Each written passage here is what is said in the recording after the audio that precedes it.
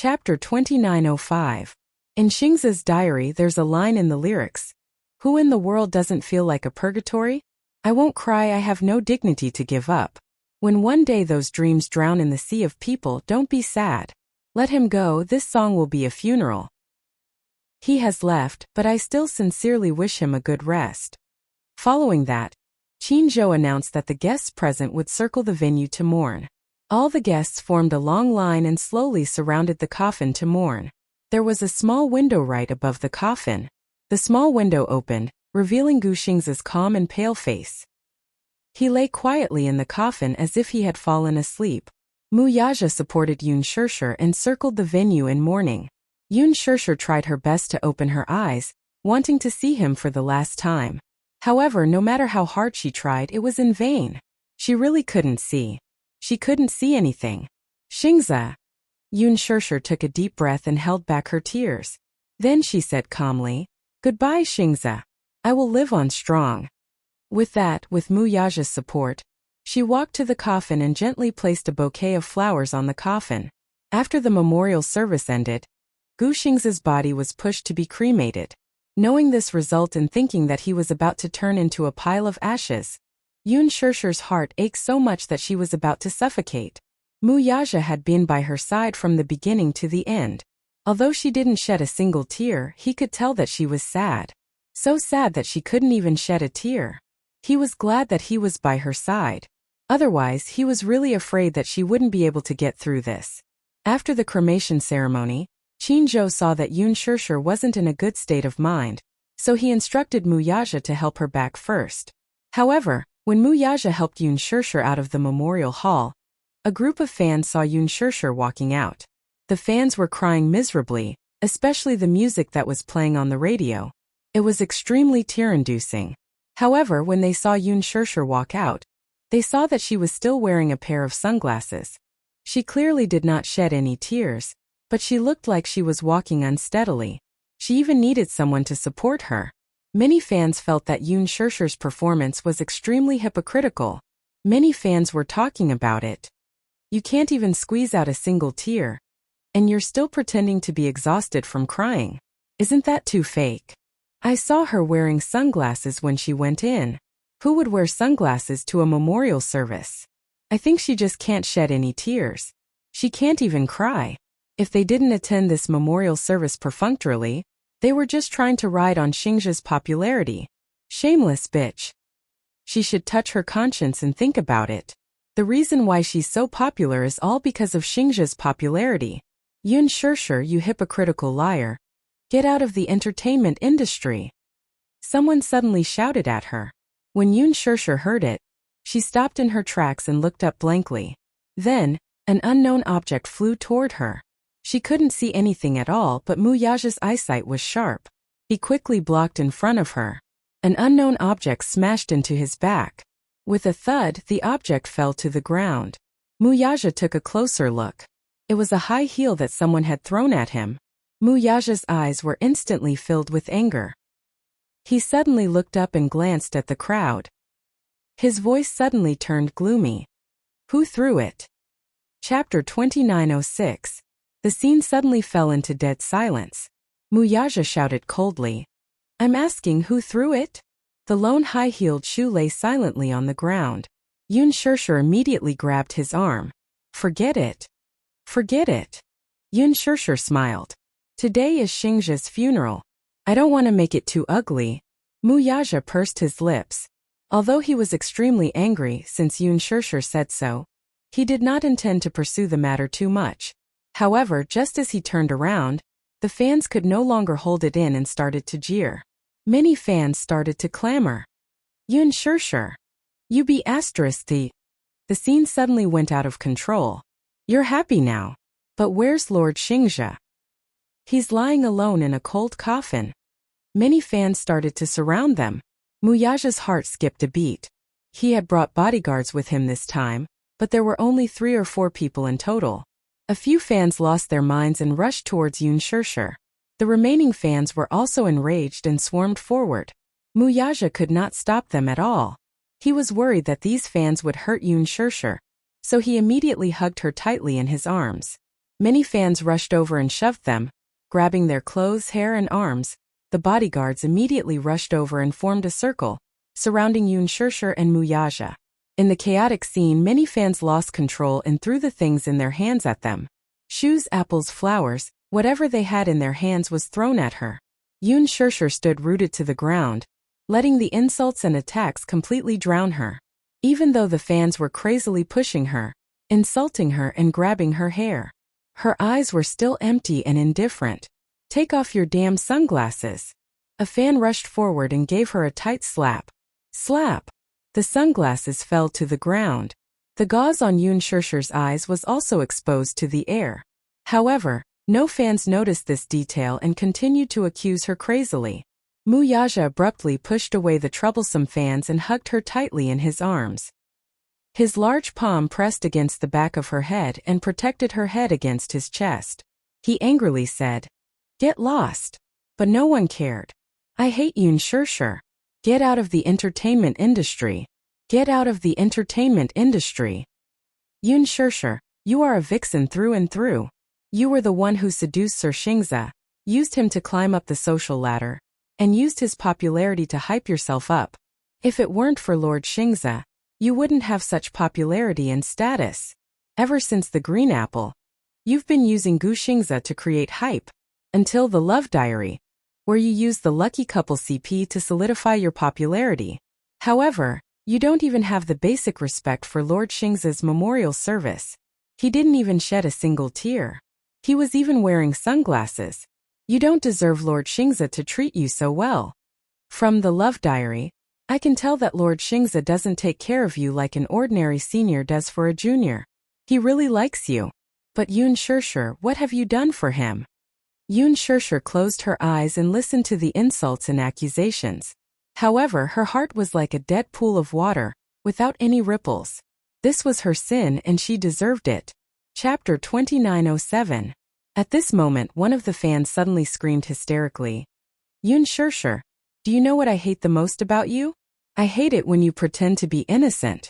Her back stiffened and she turned around abruptly. The fan scolded angrily again. "If it weren't for you, Sir Xingze wouldn't have died. If it weren't for protecting you, he wouldn't have suffered such serious injuries. He wouldn't even have a chance to be saved. You're the one who caused his death.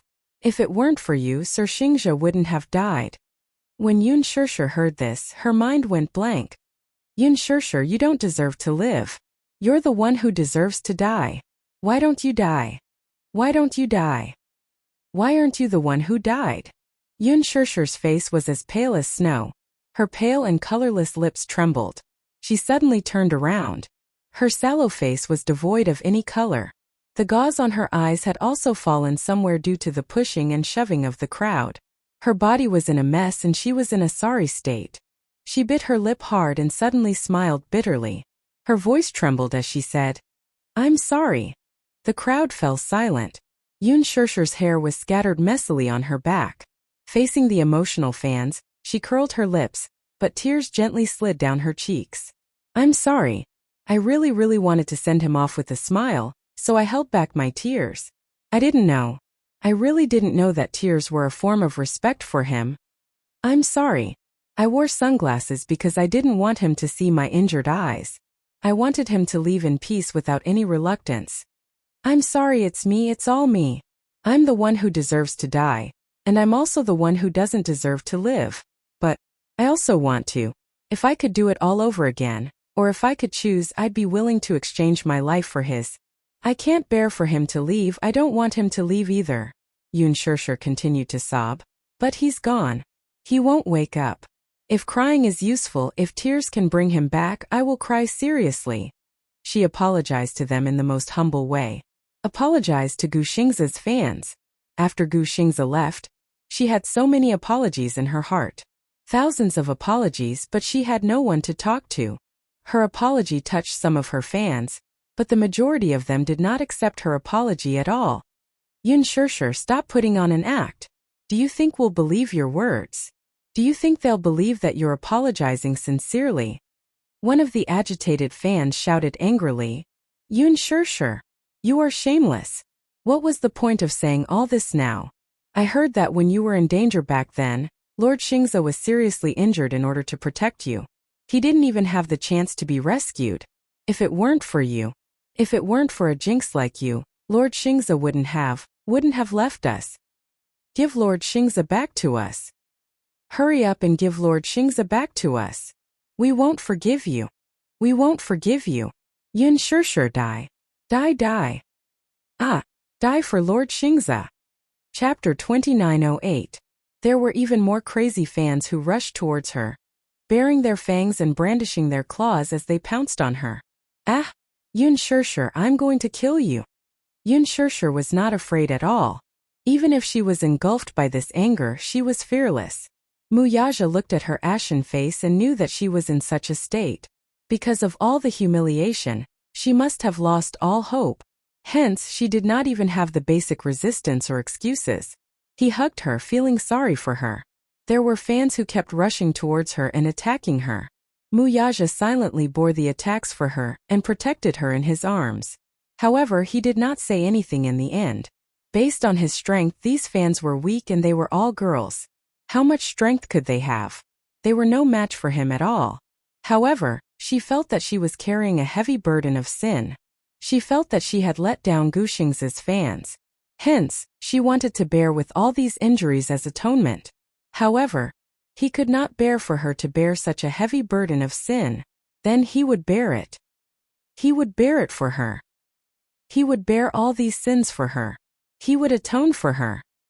He would bear all these injuries for her. Countless fists fell on his shoulders, the back of his head, and his back like a violent storm. Muyaja remained silent and clenched his teeth tightly. Yun Shishir suddenly realized something. She lifted her head and saw his forbearing expression. She grabbed his collar tightly. Don't! Muyaja bit his lips tightly and tried his best to protect her. It was as if he had lost all feeling in his body. At this moment, an unknown object flew towards her from not too far away. Dong! She felt a dull pain and Yun Shishir was hit on the back of her head.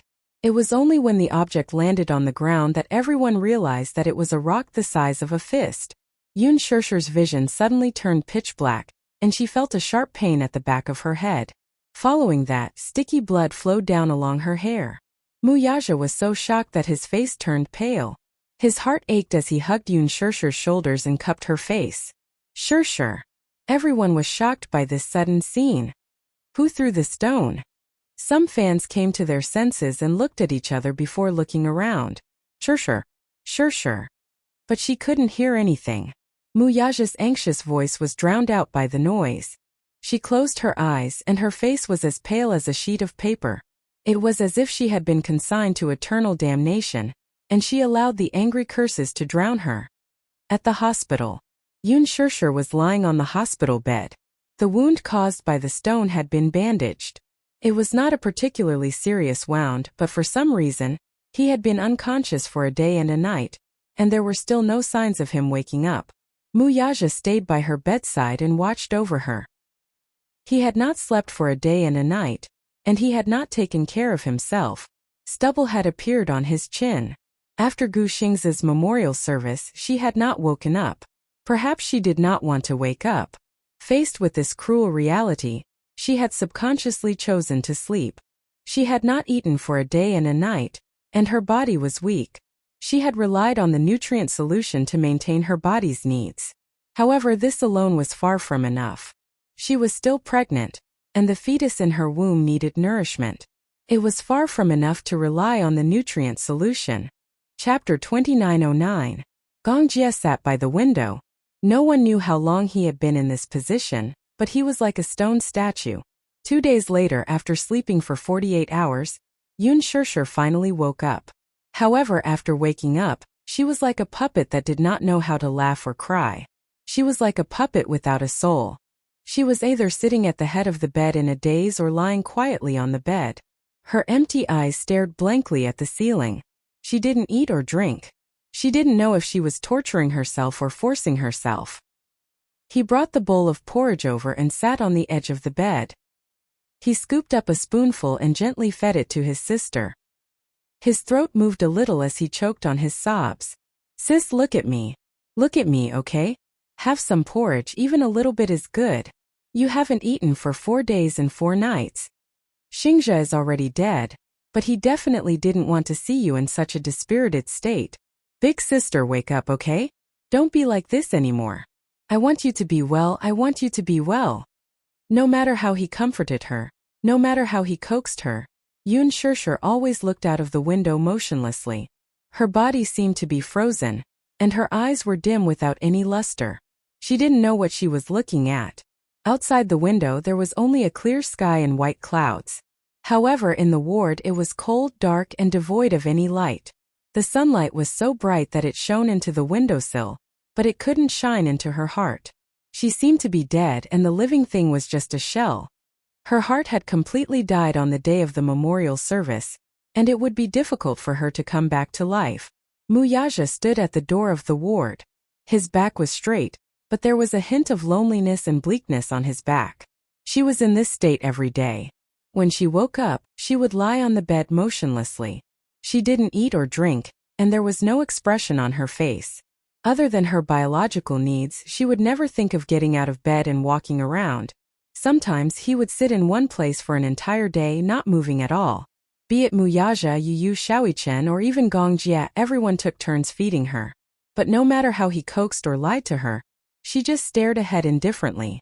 It was as if all the light in her eyes had been extinguished, and there was no focus in the darkness.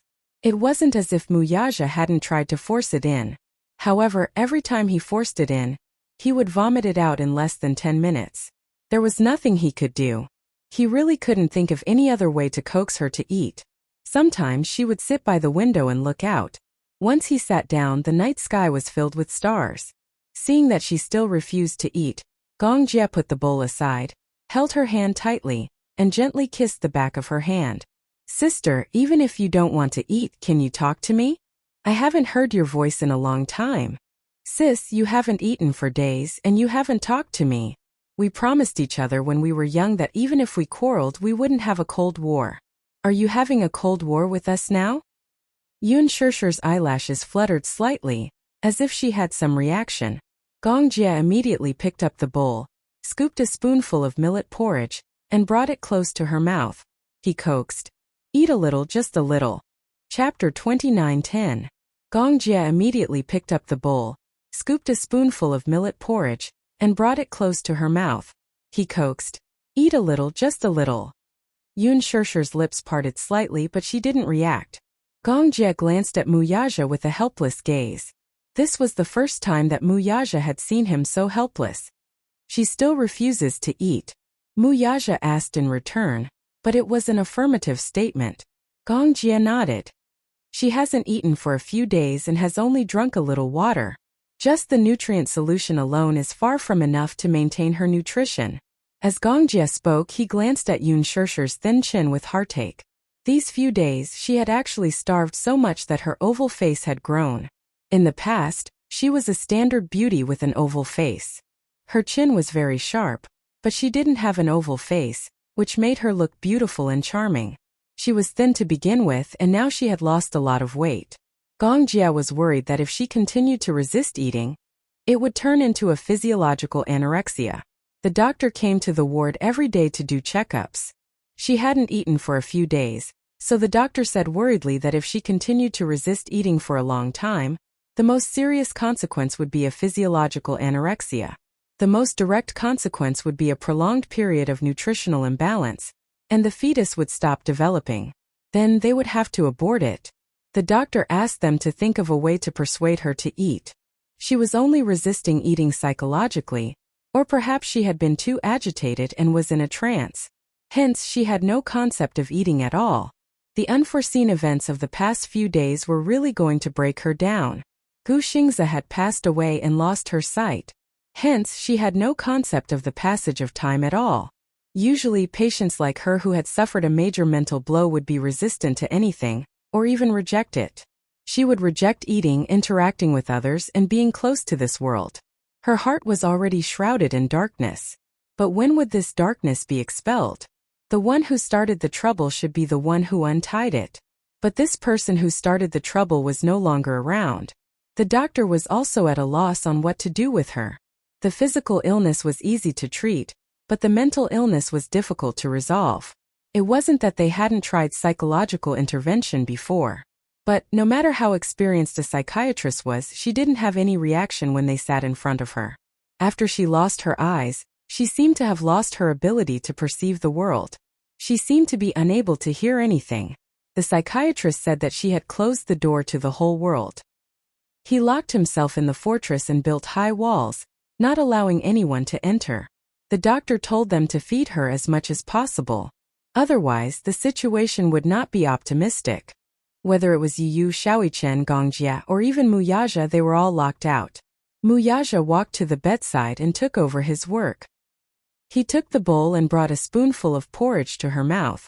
Shirshir, eat a little, even if it's just one bite. Yun Shirshir stared at him in a daze, but her empty eyes were clearly not looking at him. It was as if she was looking through his body, and he did not know what she was looking at. He also did not know what she was thinking. A great sense of helplessness and panic filled his heart. Muyaja said in a hoarse voice, "Do you have to torture yourself like this before you're satisfied? Do you think Gu Xingze wants to see you like this?" Oh.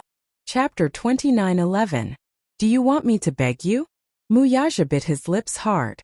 His voice was mixed with pain and confusion.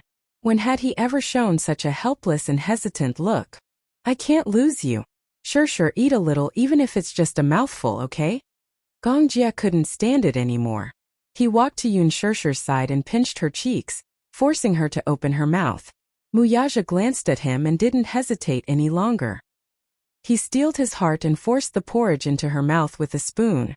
This couldn't go on. Did you eat it? Gongjie asked. Muyaja nodded. Yes, it went in. It was also difficult for these two grown men to put in so much effort to feed her. She wasn't in good health now. After a long period of fasting, her lips were abnormally chapped. This bowl of porridge had just been stewed this morning, so it was hot and hot. Muyaja didn't dare to feed her too much. He had to feed her in small mouthfuls. Yun Shirshir seemed to know how to cooperate. Or maybe it was a subconscious reaction. She opened her mouth slightly mechanically, and didn't spit out the porridge that was forced into her mouth. Instead, she chewed numbly and tried to swallow it. Gongjie's eyes lit up. She ate it. Muyaja was worried that she would spit it out and looked at her in fear. It wasn't until she swallowed that mouthful of porridge that the huge rock hanging in his heart finally fell down heavily. Gongjie urged again. Continue. He also tried to let go of his hand. Yun Shirshir seemed to have regained some desire to eat.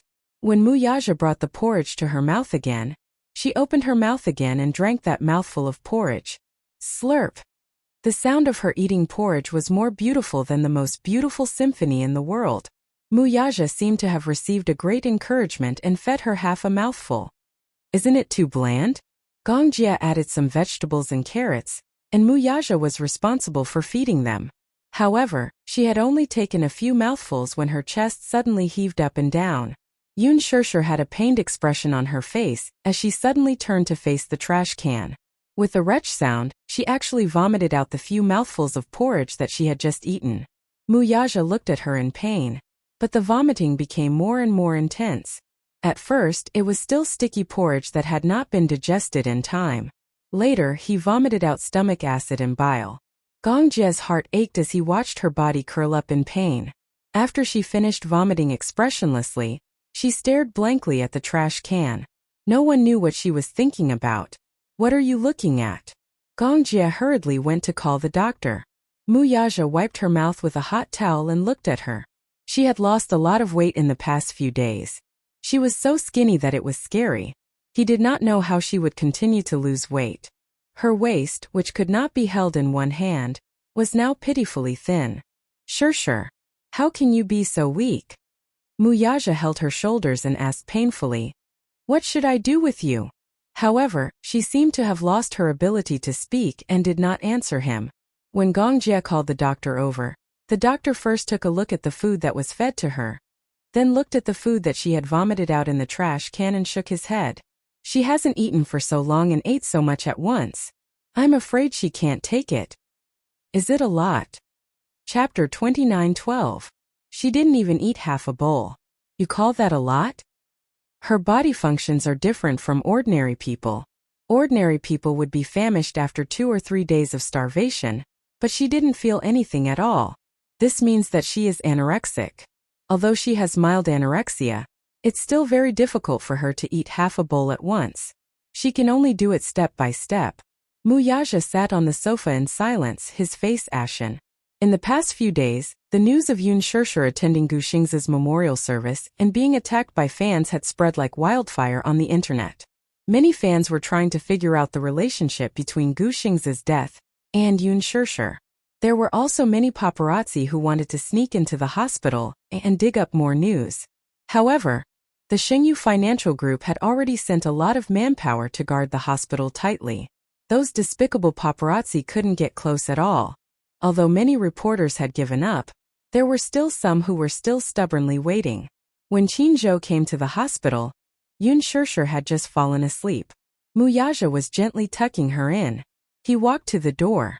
The door of the ward was not closed. He knocked gently on the door. Muyaja looked over. When he saw him, he immediately walked to the door. "How is Shirshir?" Qin Zhou asked about her, but he saw Muyaja's gloomy face.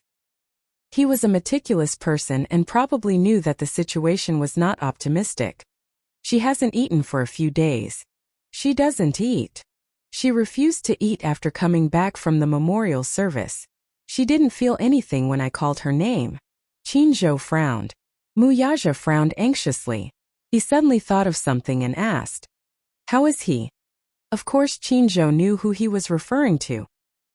"He has been cremated." "Which cemetery is he buried in?" Qin Zhou was stunned for a moment and then said, "Jing'an Cemetery." However, he only kept a portion of his ashes symbolically and set up a tombstone for his fans to remember him. The rest have been dealt with separately. "Dealt with separately?" "Yes." Qin Zhou responded to his surprise with a smile. Xingzhe wrote in his diary that if he leaves this world, he hopes to be free and unrestrained. It was indeed too lonely to trap him in such a small tomb. "Yesterday I climbed up Emoling Peak and personally scattered his ashes into the valley from the peak. The wind will definitely take him to where he wants to go." Although he had some reservations, this was Qin Zhou's selfishness. He should have scattered Gu Xing's ashes into the free wind without exposing himself. However, he was afraid that if that happened, he wouldn't even have a person to mourn for when he missed him in the future. Therefore, a small portion of the ashes were buried in Jing'an Cemetery. Could also be considered a memento. Qin Zhou suddenly took out a memory disk from his bag and handed it to him. Muyaja took it and frowned suspiciously. "What is this?" "I found it when I was sorting out Xingzhe's belongings. There's a video inside. Perhaps it's a memento for Shirshir." Qin Zhou left. Muyaja looked at the memory disk in his hand and returned to the ward. He glanced at Yun Shirshir, who was lying on the bed, and then took a deep look at the memory disk in his hand. Finally, his gaze fell on the huge television screen in the ward. In the darkness, Yun Shirshir vaguely heard Gu Xing's voice. "Shirshir? Shirshir." Chapter 29:13. Shirshir. She did not sleep well. Gu Xing's voice kept echoing in her ears like a gentle murmur. Yun Shirshir opened her eyes abruptly and sat up on the bed at once. "Xingze. Shirshir." His voice was so real, as if he was right in front of her. However, Yun Shirshir could not see anything. She tried her best to open her eyes wide and kept groping with her hands. However, she could only hear the voice. She could not see or touch anything. For the past few days she had not eaten or spoken. However, when she heard Xingze's voice, her heart, which was about to die, seemed to have revived. She was so nervous that it started beating. "Xingze, are you there?" Yun Shirshir was in a daze, but there was only one thought in her mind. Xingze. Xingze was beside her. She heard his usual gentle voice. She heard it. "Xingze." Shirshir, he seemed to be smiling gently as he called her name. Yun Shirshir turned over and got out of bed. She could not see anything. She stumbled and her knee accidentally hit the edge of something. However, she did not seem to feel pain at all. She reached out and groped around. "Xingze, where are you?" She followed the voice and groped around. She heard the voice getting closer and closer. She groped forward. but her fingertips suddenly touched the cold screen. Gu Xingzi's voice entered her ears through the television. Sure. He kept calling her name as if he was not impatient at all. Yun Sure widened her eyes and leaned closer to the television screen. She heard that gentle voice say softly, "Perhaps in the future, I won't have the chance to call your name like this again." On the television screen, Gu Xingzi sat in front of the camera. He turned his head slightly and smiled gently. Just like when they first met, his smile was as gentle as the spring breeze. It was even a little uneasy and shy. However, she could not see such a scene. The first time I heard this name, I thought it was a very nice name. Fits the person. Sure, I'm leaving. I need to go somewhere very far. Perhaps in this lifetime we will never meet again. When Yun Sure heard this, she was caught off guard and her tears flowed down. I used to trouble you, didn't I? I'm sorry. In the past, he couldn't help himself. I like you, but some feelings can't be forced. Xingzi. From today onwards, I won't. The most regretful thing in my life is that I met you a little too late. I am not reconciled. I firmly believe that love comes first. I want to try hard, but I gradually found that we can't be together. It's not that I came too late. I love you, but you don't love me. Sure, I really love you very much. If I could, I would love you with my life. I hope that you won't be able to live without me. On the screen, Gu Xingzi suddenly smiled and asked gently, "Why don't we make a promise? If there's an afterlife, let's meet again, okay?" Yun Sure looked up. Her eyes were hazy with tears. She bit her lip hard and salty tears flowed into the gaps between her lips. Chapter 29:14. I'll definitely find you. Then we'll be together for the rest of our lives, okay? Yun Sure lost control of her tears. She broke down completely and cried bitterly. Gu Xingzi, who was on the screen, seemed to have telepathy. He said frantically, "Don't cry." He said uneasily, "I'm most afraid of your tears. Don't cry, okay? We might still have the chance to meet in the future. After a few years, I'll have let go of this relationship. Maybe I'll appear in front of you with a new attitude. Actually, you don't have to be sad. I didn't know how to fight for it. Since I was young, I've never experienced what kinship and love are. I don't have any special feelings about marriage. At first, I didn't know if this hazy feeling I had for you was love, or just a senior taking care of a junior. But later on, I realized that love can really be like a tornado, disrupting one's heartbeat. If I had known that this was love, I would have hugged you without hesitation. But it's all too late." Yun Sure covered her face and was sobbing uncontrollably. For the past few days, the dark and gloomy emotions that had accumulated in her chest seemed to have finally been released. Like a flash flood, it broke through the floodgates and became a disaster. No one knew that such an accident would happen. Moreover, no one knew that at this very moment, every word that he said to her, which seemed to be a casual farewell, was piercing her heart. Muyaja stood quietly beside the television and leaned against the wall. His handsome eyebrows were slightly furrowed as he watched everything quietly. He didn't stop her from crying. She had suppressed her emotions for so long. She needed to release them after all. But no one could make her release her emotions. Besides Gu Xingzi, there was no one else. He was the one who was troubling her. In order to cure her, Muyaja could only think of this way. Muyaja glanced at the man on the screen. It was Gu Xingzi's thin figure sitting in front of the camera. His face looked a little pale. Perhaps it was because of the damage to his body that made it difficult for him to maintain his best condition in front of her. He looked extremely weak. There was a thick shadow on his eyelids. Before he decided to leave the entertainment industry, he recorded this video as his final farewell to her. If this accident had not happened, he would probably be in a foreign country right now, and this video would be his last gift to her, given to her by Qinzhou. However, who would have thought that the final farewell would be a final farewell? Yun Sure cried like a child in despair. Gu Xingzi's voice was as light as a feather. "Thank you for appearing in my life, Sure." For 2 whole days, Yun Sure stayed in front of the TV, watching Gu Xingzi's last video over and over again as if she had lost her soul. She didn't get tired of listening to it over and over again. She wanted to hear more of his voice. She missed him so much that she fell ill. She had so many things to say to him, but he couldn't hear her anymore. Her emotions were running rampant, and no one could cure her. She hugged the memory disk and listened to Gu Xingzi's voice, as if she didn't know what fatigue was. Chapter 29:15. Gong Jie and Mu Yaja took turns to watch over her. Every night, Gong Jie and Mu Yaja would coax her again and again before she would obediently return to bed to rest. However, she still could not bear to turn off the television. She was afraid that if she turned it off, she would never hear his voice again. She knew that whether it was guilt or longing, it was time to let go. He was gone and no longer existed. These videos were also fake. They didn't exist. Gu Xingzi was no longer there. However, every time she woke up and heard his voice, she would feel at ease. Everything seemed to have been bewitched. She still refused to eat. She would only occasionally drink some water and eat some fruits, even if it was just a little. Compared to her previous zombie-like state, everyone felt gratified and satisfied. At least she was willing to try to eat. However, Yu was extremely worried.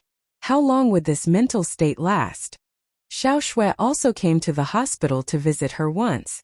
Gong Jie did not let her in to disturb her, so she could only stand at the door and watch her from afar. Yun Shishir's mental state was not good. Therefore, not many people knew that she was hospitalized.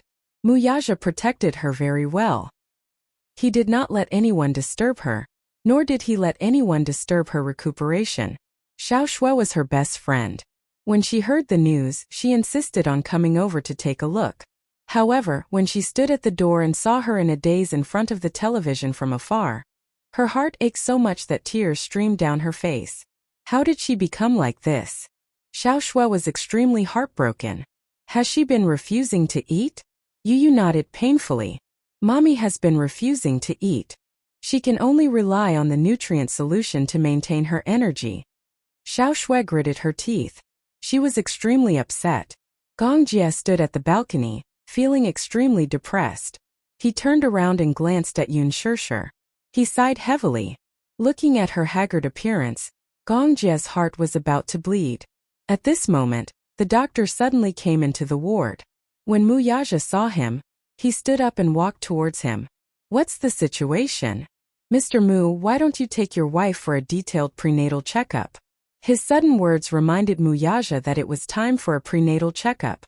He returned to the ward, held Yun Shishir's shoulder, and asked gently, Shishir, I'll take you for a checkup, okay?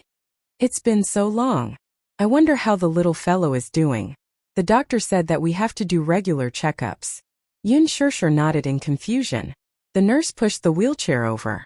Mu Yaja carried her onto the wheelchair and pushed her to do a checkup.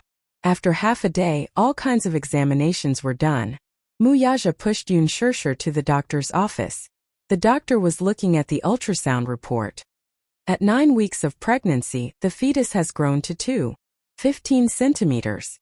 The head of the fetus is larger than the body of the fetus, and the various parts are clearer.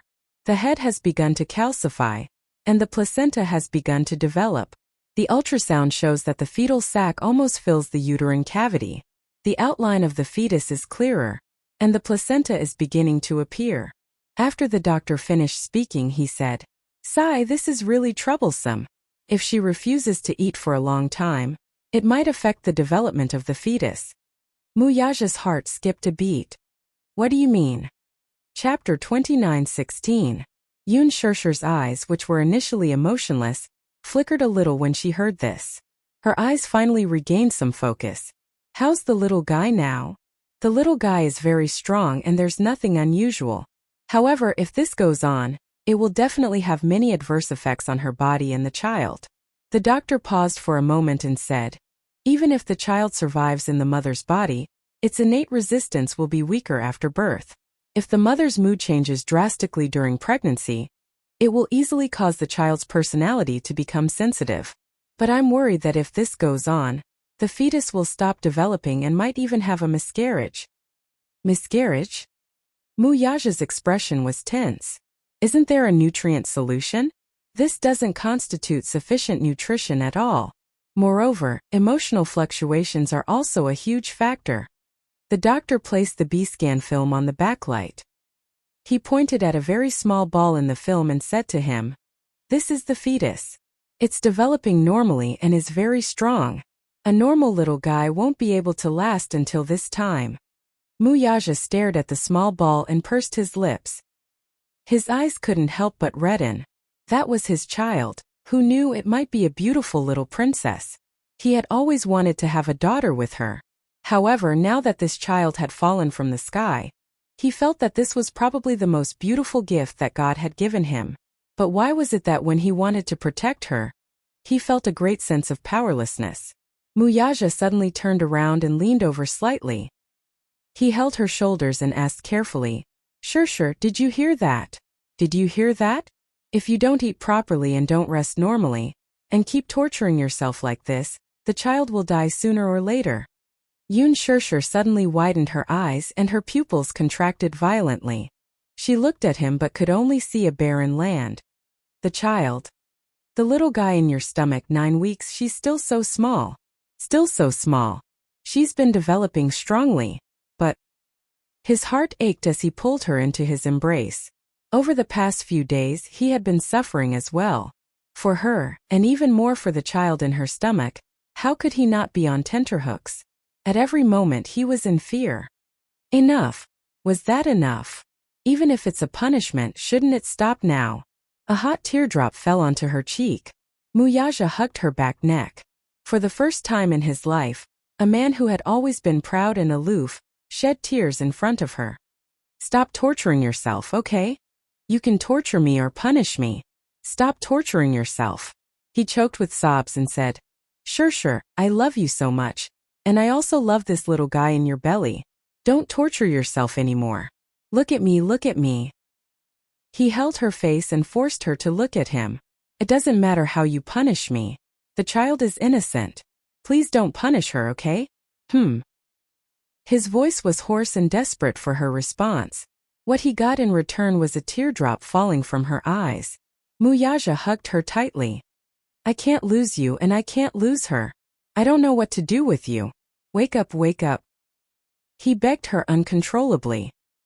He begged her to wake up, begged her to open her eyes and look at the fetus in the film. Chapter 29:17. Muyaja's heart almost broke when he saw the tiny ball. Yun Shirshir's heart was in a mess. Back then, when she was pregnant with her first child, she was very anxious. Because she was worried about her family and her father, she was distracted and uneasy all day. Therefore, her emotions were fluctuating throughout the pregnancy. Although she was well nourished, it was precisely because of her emotions that more or less affected the development of the fetus. As a result, she was born prematurely in August. Yu almost died when he was born. Although he was pulled back from the brink of death through emergency treatment, when he grew up, his physical fitness was still quite different from that of a normal child. He was weak and sickly, and he had a sensitive personality. She owed him a lot. However, this child came too suddenly. She was caught off guard and was unprepared. Muyaja carried her back to the ward. Xiao Shui had already left. Gongjie immediately rushed over and asked, "How's the situation?" Muyaja did not speak. He only quietly carried her to the bed, pulled the blanket over her, and sat silently by the side. Gongjie frowned and looked at him, then at Yun Shirshir, who was on the bed, and clenched his fists tightly. At this moment, Yun Shirshir suddenly sat up on the bed. The rustling sound startled them. Muyaja and Gongjie were shocked and turned to look at her. They saw her sitting on the bed and leaning gently against the back of the bed. Compared to her previous wooden expression, her eyes had finally regained some focus. She glanced at them indifferently. Her eyes were dull and there was a hint of embarrassment on her face. Then she said in a deep voice, "I want to eat something." Muyaja was stunned. He did not expect her to make such a request. Gongjie, on the other hand, was the first to react. He stood up suddenly, his eyes lit up as he walked over and asked, "What do you want to eat? Porridge or rice is good. Meat and vegetables should be balanced. Don't have too much oil." Because of her pregnancy reaction, she could not eat anything with too much oil. After not eating for a long time, her body seemed to have gotten used to it. Therefore, she was especially resistant to eating. She didn't seem to know that she was hungry, Nor did she feel anything. She wasn't deliberately torturing herself, and she had no desire to eat at all. However, on the way back from the doctor's office, the image of the developing fetus on the ultrasound film flashed through her mind repeatedly when she was pregnant with Yu and Xiaoyichen a few years ago. She saw it on the film. It was so small, curled up into a ball. She couldn't even see its features clearly. This was her child, it was their child. Now the child in her belly should also be that small. He rarely shed tears, but when he heard the doctor say that the fetus was in bad condition, he suddenly lost his composure. He held her shoulders, his heart aching as he begged her to wake up and stop torturing herself. In the end, she was touched. She wanted to keep the child. Therefore, even though she had no appetite, she still took the initiative to ask for food. Mu Yaja's eyes, which were originally dark and gloomy, finally lit up. Gong Jie immediately rushed out of the ward with the cold porridge. When he reached the boiling room, there was still a queue in front of the microwave. How could he have the patience to wait? He rushed to the front and occupied the microwave without any explanation. When the porridge was heated, he brought it back to the ward and presented it to her. Chapter 29:18. Gong Jie said softly, "Sister, the porridge is ready. I didn't heat it up for too long, so it's not hot. You can eat it directly." Yun Shirshir reacted. Her hands fumbled around until she found the bowl of porridge. She held it gently. Mu Yaja immediately reached out to take the bowl of porridge from her hands, wanting to feed her. "I'll feed you, okay?" "I'll feed you." Yun Shirshir immediately came back to her senses and said quietly, "It's okay. I can drink it myself." Mu Yaja frowned. "Your eyes aren't very good." Yun Shirshir smiled slightly and immediately said, "I'm not as weak as you think. I just can't see clearly. I can still recognize things that are closer to me." With that said, she held the bowl with one hand and the spoon with the other. She scooped up a mouthful of porridge and brought it to her mouth. She blew on it gently before taking a bite. It wasn't hot, but it was very warm. However, she didn't have much of an appetite. In fact, she was still repulsed by food. But at the thought of the child in her stomach, she resisted the discomfort and took another big bite. Mu Yaja and Gong Jie looked at her nervously and asked cautiously, "Is there anything else you want to eat?" Yun Shirshir opened her eyes blankly. Hearing this, she shook her head and said, "I don't have anything in particular that I want to eat." She only ate because she wanted to protect the baby. She had listened to everything the doctor said. If she didn't eat, she was worried that it would affect the baby in her stomach. Especially when the doctor said that if she continued like this, it would definitely affect the development of the baby in her stomach. Then it might stop developing and become a stillborn. In the end, she could only have an artificial abortion. Her current bodily functions were being supplemented by sacrificing her mother's own nutrients. If this went on, it would be difficult for her child to survive. Hearing this, her heart seemed to clench fiercely in an instant. She had been in a daze earlier and hadn't cared about the child in her stomach. But now that she heard that the child in her stomach was in danger, she immediately regained her senses. No, she couldn't let herself go anymore.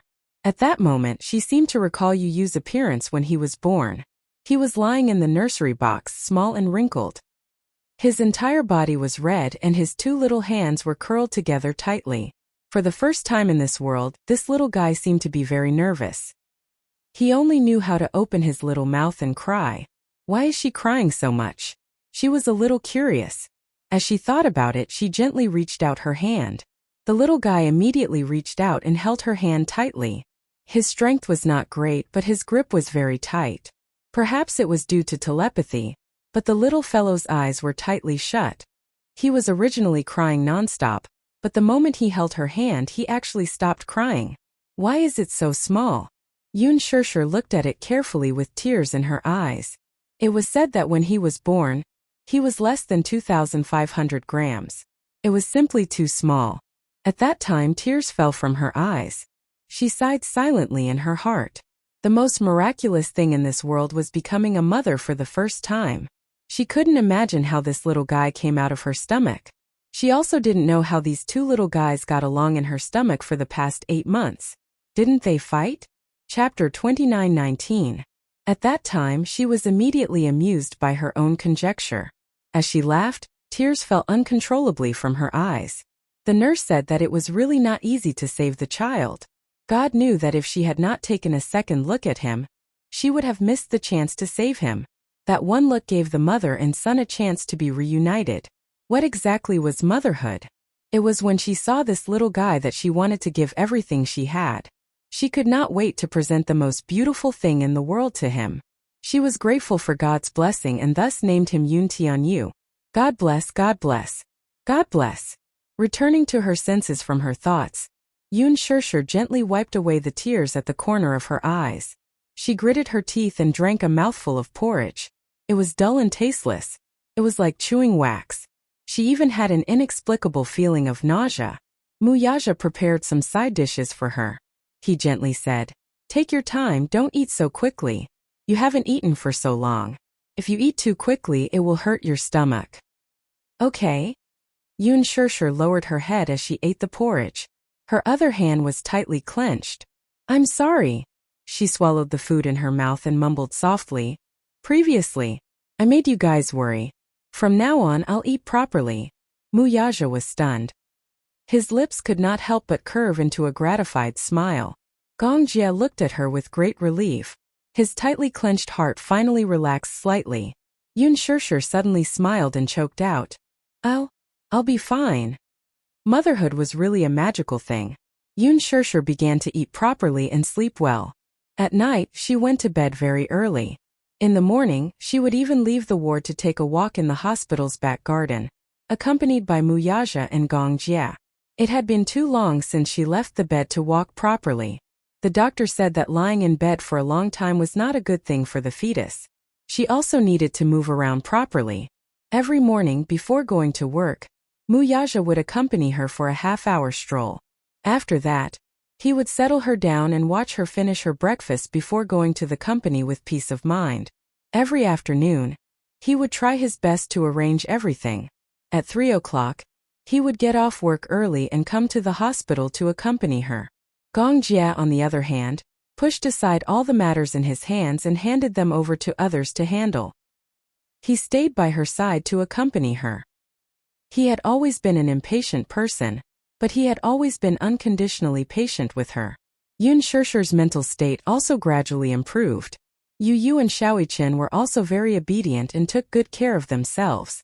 After school, they would come to the hospital and accompany her while doing their homework. Yu Yu's homework was usually done in school. Xiaoichen, on the other hand, had to look at a pile of homework every day and suffered greatly for half a day. Every time this happened, Yu Yu and Gong Jia would accompany Yoon Shurshur for a walk, leaving Xiaoichen alone in the ward to break down. Gong Jia was especially excited that she was pregnant. She didn't know what was going on, but this whole family seemed to have a lot of expectations for the little guy in her belly. It'll be great if it's a girl. Gong Jia also liked girls. He imagined that if she gave birth to a little princess, he would definitely dote on this niece to the bone. Chapter 29:20. The girl would definitely be very adorable, right? When the time came, he would definitely buy her many pink princess dresses. In order to take good care of her, Gong Jia even went out of his way to learn a lot about pregnancy. Yu Yu even mocked him for this. Imagine a person who was almost 1.9 meters tall reading books about pregnancy for a few hours every day. When Muyaja discovered him secretly reading such books, the father and son reacted the same way and even mocked him mercilessly. Gong Jia was indignant. "What do you know? I'm reading these books so that I can take better care of pregnant women." Muyaja did not think much of it. However, he did not read the books for nothing. Muyaja saw that the books seemed to be useful to him. At the very least, he had learned a lot about pregnancy. Hence, he also secretly bought a few books and read them. Later on, Gong Jia found out that he was also secretly learning about pregnancy and even mocked him mercilessly. When the two men were not busy with their careers, when Yoon Shurshur was resting, they would each hold a book about pregnancy and read it with relish. Taking care of a pregnant woman was not an easy task. There was a period of time when her pregnancy symptoms were especially severe. She was especially sleepy during the day, and would often fall asleep not long after she finished eating. She would often be startled awake by retching. She would hold onto the trash can and retch for a long time, but nothing would come out. At night, she would suffer from insomnia. Then, in the middle of the night, she would have a craving for something to eat. Sometimes it would be apples, sometimes it would be sour plums, biscuits, bread. Hence, whenever this happened, the two men, Mu Yaja and Gong Jia with sleepy eyes, would go to the streets to look for food for her. Pregnant women seem to have a special liking for sour fruits. When she was pregnant with Yu Yu and Xiaoi Chen, the Mu family had specially assigned people to take care of them. From the beginning, everything was done properly. Hence, her pregnancy symptoms did not seem to be particularly obvious. However, when she was pregnant with her second child, her pregnancy symptoms were especially severe. One night, she had a craving for cherries. Mu Yaja spent more than 2 hours driving and almost flipping through half of the city, before he finally found a 24-hour fresh produce supermarket and bought the cherries she wanted to eat. When she came back with the cherries, Mu Yaja washed them for her and brought them to her. Yun Shirshir was extremely touched. After calming down to nurture the fetus, the days passed by very leisurely. She didn't have to think about acting every day and night like before. After she calmed down, she could sleep soundly every day until she woke up naturally. After waking up, she would eat breakfast and take a stroll in the back garden. When she felt bored in the ward, Gong Jia would silently watch over her. Sometimes she would turn on the TV. Even if she couldn't see clearly, she could still hear the sound from the TV. She no longer felt so lonely. Gu Xingzi's death was quickly suppressed by Qin Zhou through various channels. At this time, Qin Zhou's true methods were revealed. During the memorial service, Yun Shirshir and Gu Xingzi's fans got into an argument.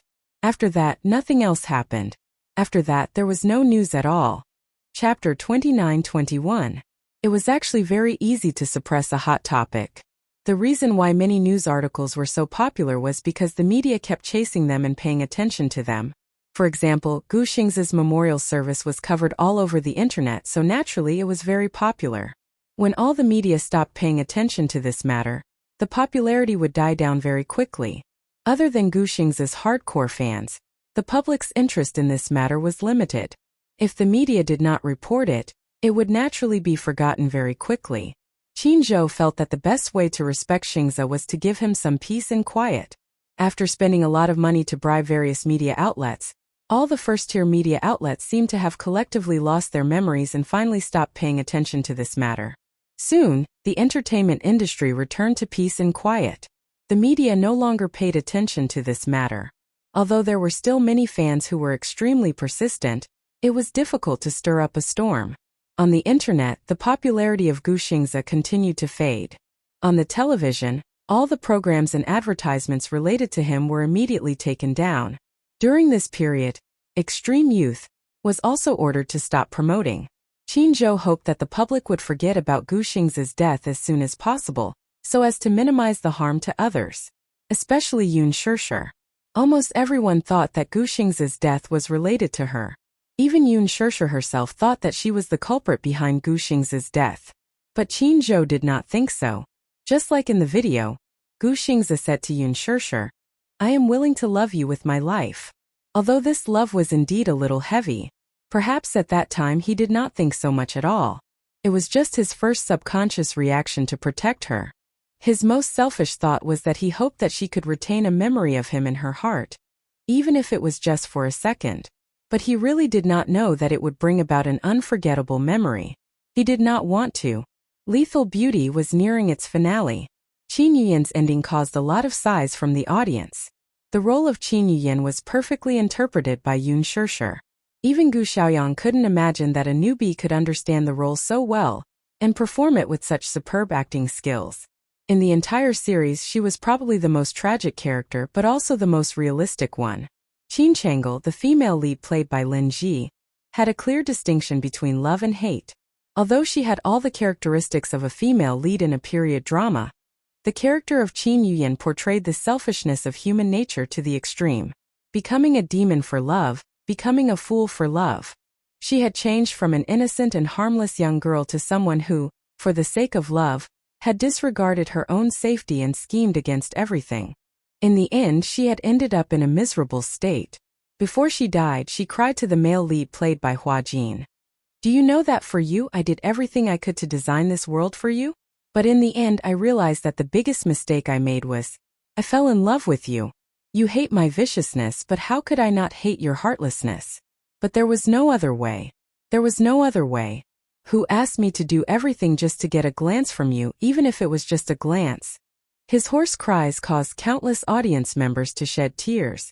A pitiful and hateful character, but more realistic.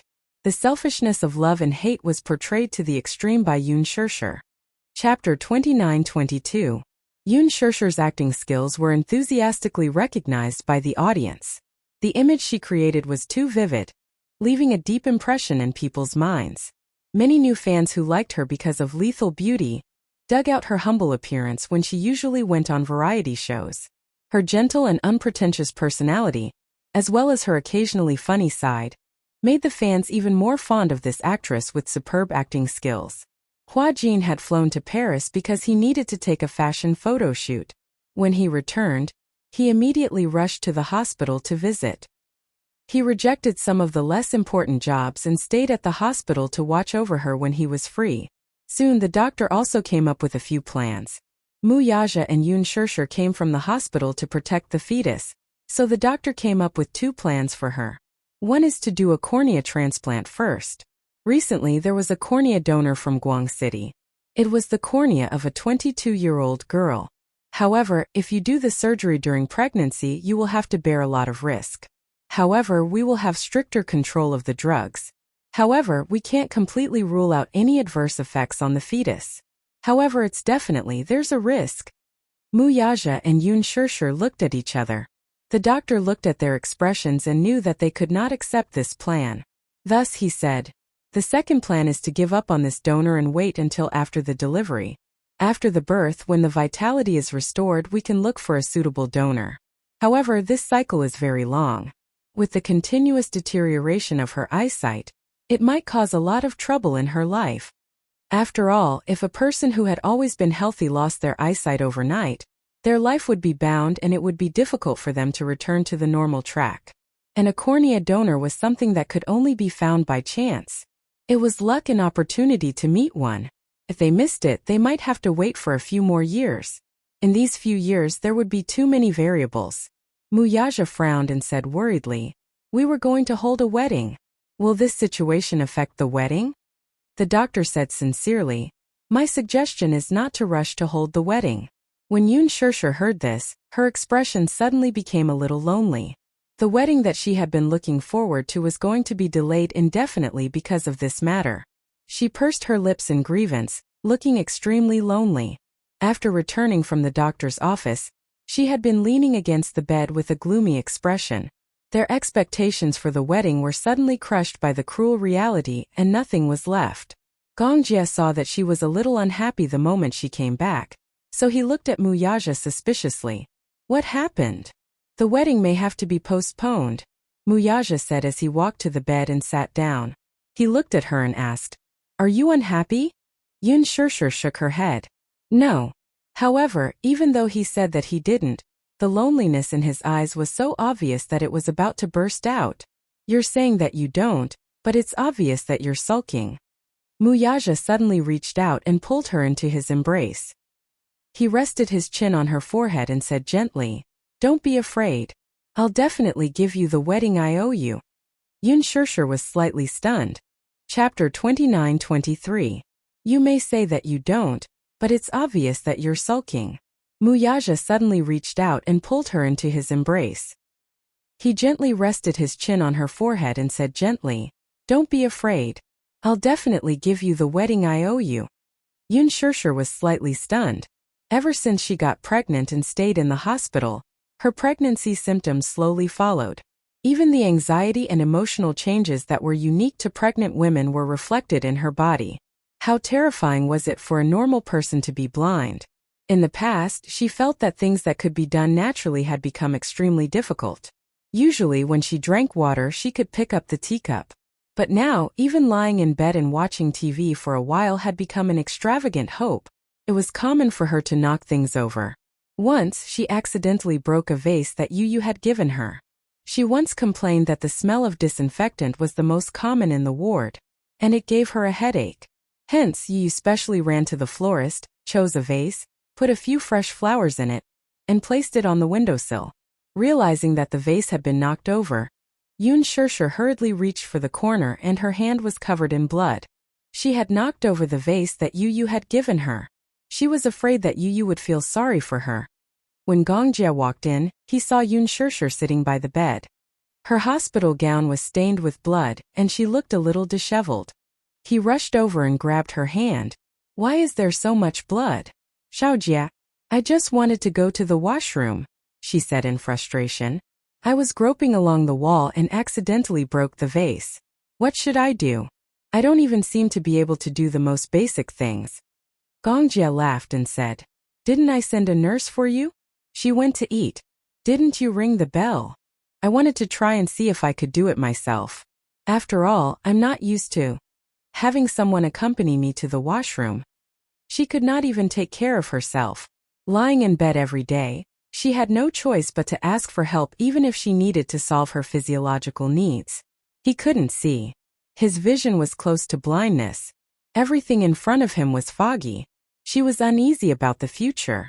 When she thought about how she wouldn't even be able to see her own flesh and blood on the day she gave birth, she felt regret and heartache. As a result, he became extremely anxious and even lost his temper for no reason. Fortunately, Mu Yaja and Gong Jia were unconditionally tolerant of her anxious temper. Even if she was angry, anxious, or even crying because of a trivial matter, Mu Yaja could still patiently comfort her until she calmed down. Gong Jia replied, "It's only temporary that you can't see. Right now it's mainly for the little guy in your belly.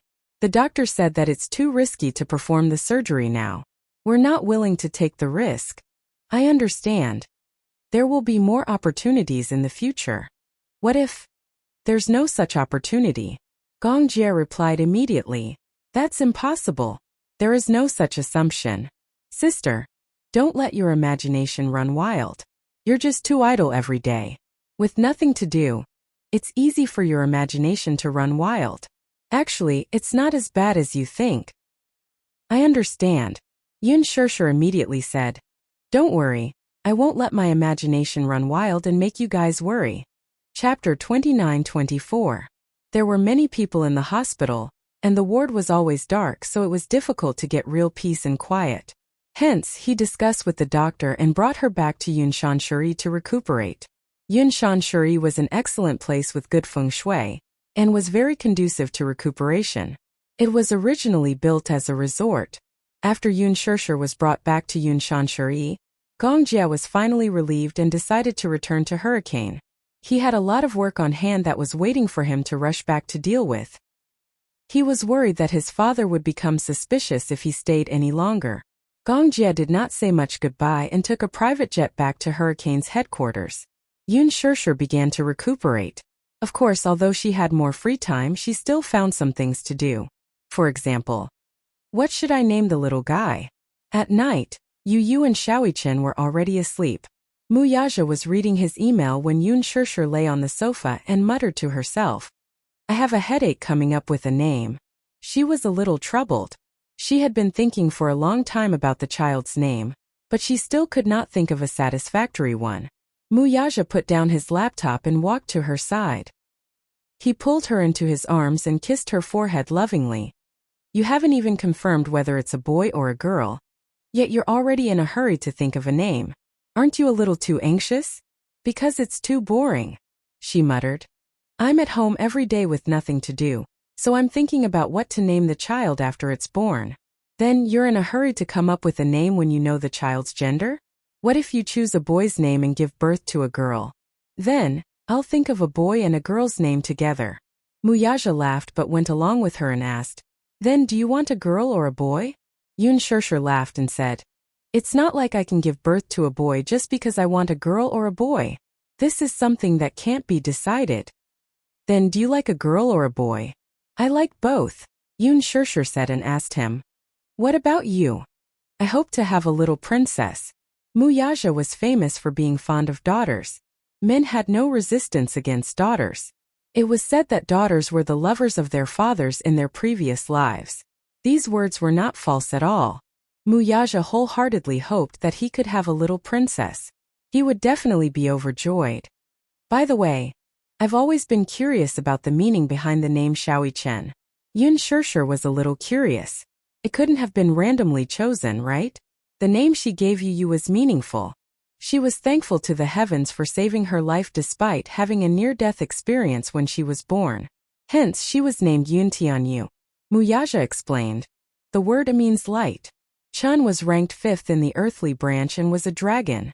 Put together, it means a handsome and beautiful person, rational and full of wisdom, a life of elegance, auspiciousness, success, and honor. Yun Shishir was stunned when she heard that. She smiled and teased. Are you really majoring in finance? You seem to know a lot about these things. I did my homework when I came up with a name. You came up with this name. She was a little surprised. Yes, Grandpa wanted to come up with it himself, but I wasn't satisfied. Then, what should I name the little guy in my stomach? Chapter 29-25. I've thought of many names, but I don't know what to choose. The art of naming a person was very profound. In this aspect, Yun Shishir was very picky. A name was not just a simple symbol. She believed in this art. First of all, the name had to be pleasing to the ear and pleasant to the ear. A name that was unpleasant to the ear, no matter how meaningful it was, would not be liked. She also had to pay attention to the homophony. For example, Du Ziting and Yuling had good meanings, but the homophony made people not know whether to laugh or cry. There couldn't be too many strokes, or it would be troublesome to write. She also had to refer to the zodiac in the 8 characters. The older generation also had to pay attention to the 5 elements of yin and yang. Which ones did you think of? He couldn't help but be curious and wanted to hear her results. If it's a boy, I thought of a few names. Yun Shishir paused and said. Mu Tianyi, with the meaning of soaring in the sky and achieving great things. Mu Juanhao, with the meaning of a gentleman's heroic spirit. It doesn't sound good. He expressed his opinion. There's more. Yun Shishir listed many more names. In fact, the names she came up with were not only meaningful, but also pleasant to the ear. However, Muyaja didn't like it. Have you thought of a girl's name? Yun Shishir said matter-of-factly. Of course. Such as? Mu Jinghan Mui Mu Yueyao. Yueyao. Muyaja suddenly interrupted her. Yun Shishir raised her eyebrows in surprise and pouted. What's wrong with this name? He smiled. It's very pleasant to the ear. Hey, aren't you a little too biased? Yun Shishir said with some disdain. You obviously like girls more, so why do girls' names sound pleasant to the ear? Such an evaluation is not fair at all. Who said so? He said seriously. Yueyao is a very pleasant name. Let's call it that. Yun Shishir said unwillingly. What if it's not a girl? Whether it's a girl or not, it's my decision, not yours. You don't have to worry. Muyaja scratched her nose and said confidently. I think that when the little guy comes out, it will definitely be a girl. What? You make it sound like you and your daughter have telepathy. Yun Shishir was a little jealous. If it's really a girl, I won't have a place in this family in the future. You only have eyes for your daughter. In the future, when father and daughter are united, won't my life be hard? Don't you have you and Xiaoyi Chen? She had nothing to say. Aren't the 3 of you united? My daughter and I are of one mind, so what? So you're not allowed to do that? His reasoning was one after another. Good. You're right. You're an old sow wearing a bra, one set after another. Yun Shishir seemed to have learned this from somewhere. He didn't know whether to laugh or cry. He suddenly hugged her tightly and said solemnly, Don't worry.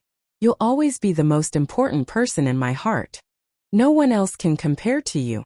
That's what you're saying now. When our daughter is born, it'll be hard to say. She felt sweet inside, but her words were unforgiving. In the future, when we have a daughter, who knows where my status will be? Muyaja said. Really? Thousands and tens of thousands of daughters can't compare to you. Thousands and tens of thousands? You'll have to be able to raise thousands and tens of thousands. Why can't I afford to raise them? Are you doubting me? Muyaja suddenly grabbed her hands and leaned closer to her. There's no one that I can't raise. It'll just depend on whether you can afford to give birth to them. Let's not talk about other things. Just based on this weight, I can't give birth. Even an old sow can't give birth to so many. Chapter 29-26. Why can't I afford to raise them? Are you doubting my ability? Muyaja suddenly grabbed her hand. Smiling deeply, he leaned closer to her and said suggestively, "There's no one I can't afford to raise. Let's see if you can afford to give birth to them." "I'm not a sow. I can't give birth to tens of thousands of them. Even an old sow can't give birth to that many," Yun Shirshir said angrily. "It's enough for you to have 3 buffoons at home." She patted his hand and said exasperatedly, "Stop fooling around him. Let's think of names together. I've thought of so many names, but you haven't expressed your opinion yet." "Didn't I express my opinion?" With that, Muyaja lowered his head and moved closer to her abdomen. He held her belly, which had yet to bulge, and smiled. "Wow, did you hear that? This is the name that mommy gave you."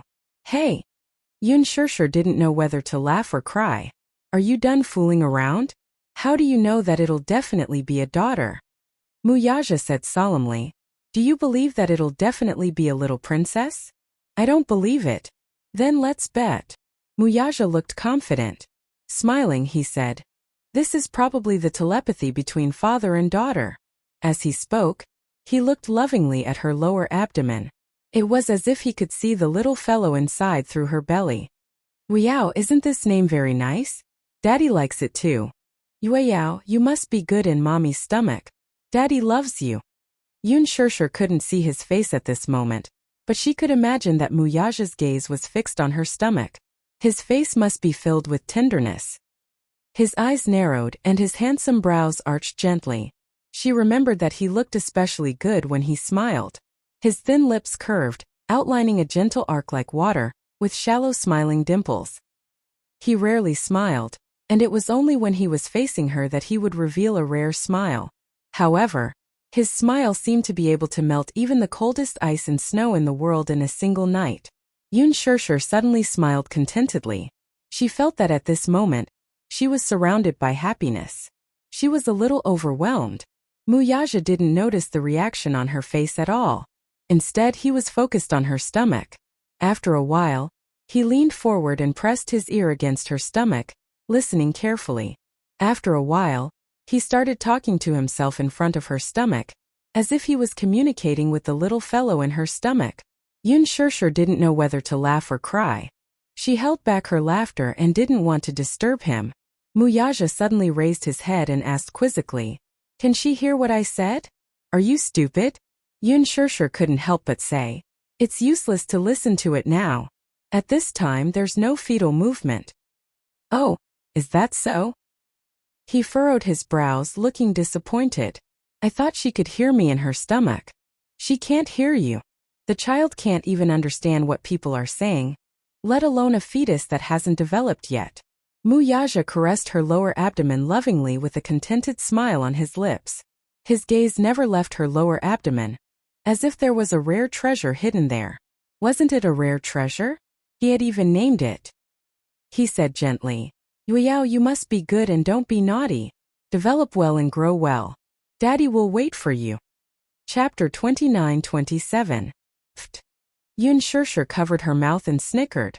"I already said that she can't hear you now. What are you talking to yourself for? What if she can hear me?" He raised his eyebrows disapprovingly and reiterated, "There's telepathy between father and daughter." "Okay, telepathy." She went along with him.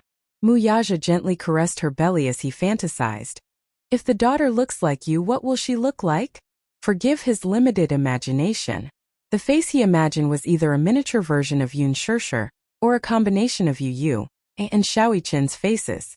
It was very out of place. When Yun Shirshir heard this, she said, "I heard that daughters look more like their fathers." "Huh, there's such a saying?" "Of course. Haven't you heard of it?" Yun Shirshir said seriously. "It's said that sons look like their mothers, while daughters look like their fathers. Look, you look so much like me." It's also said that sons are closer to their mothers. Daughters, on the other hand, are closer to their fathers. Muyaja grabbed her face and scrutinized it before nodding. Yu and Ichin do look more like you. Their facial features are delicate, especially their eyes.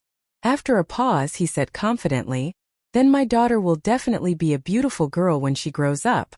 Yun Shirshir laughed. "Narcissist. Why are you so narcissistic? This is the truth, he said solemnly. Daughters look like you? I can't imagine that. Yun Shirshir's mind went dark and she could not think of any image. Muyaja also fell into a fantasy.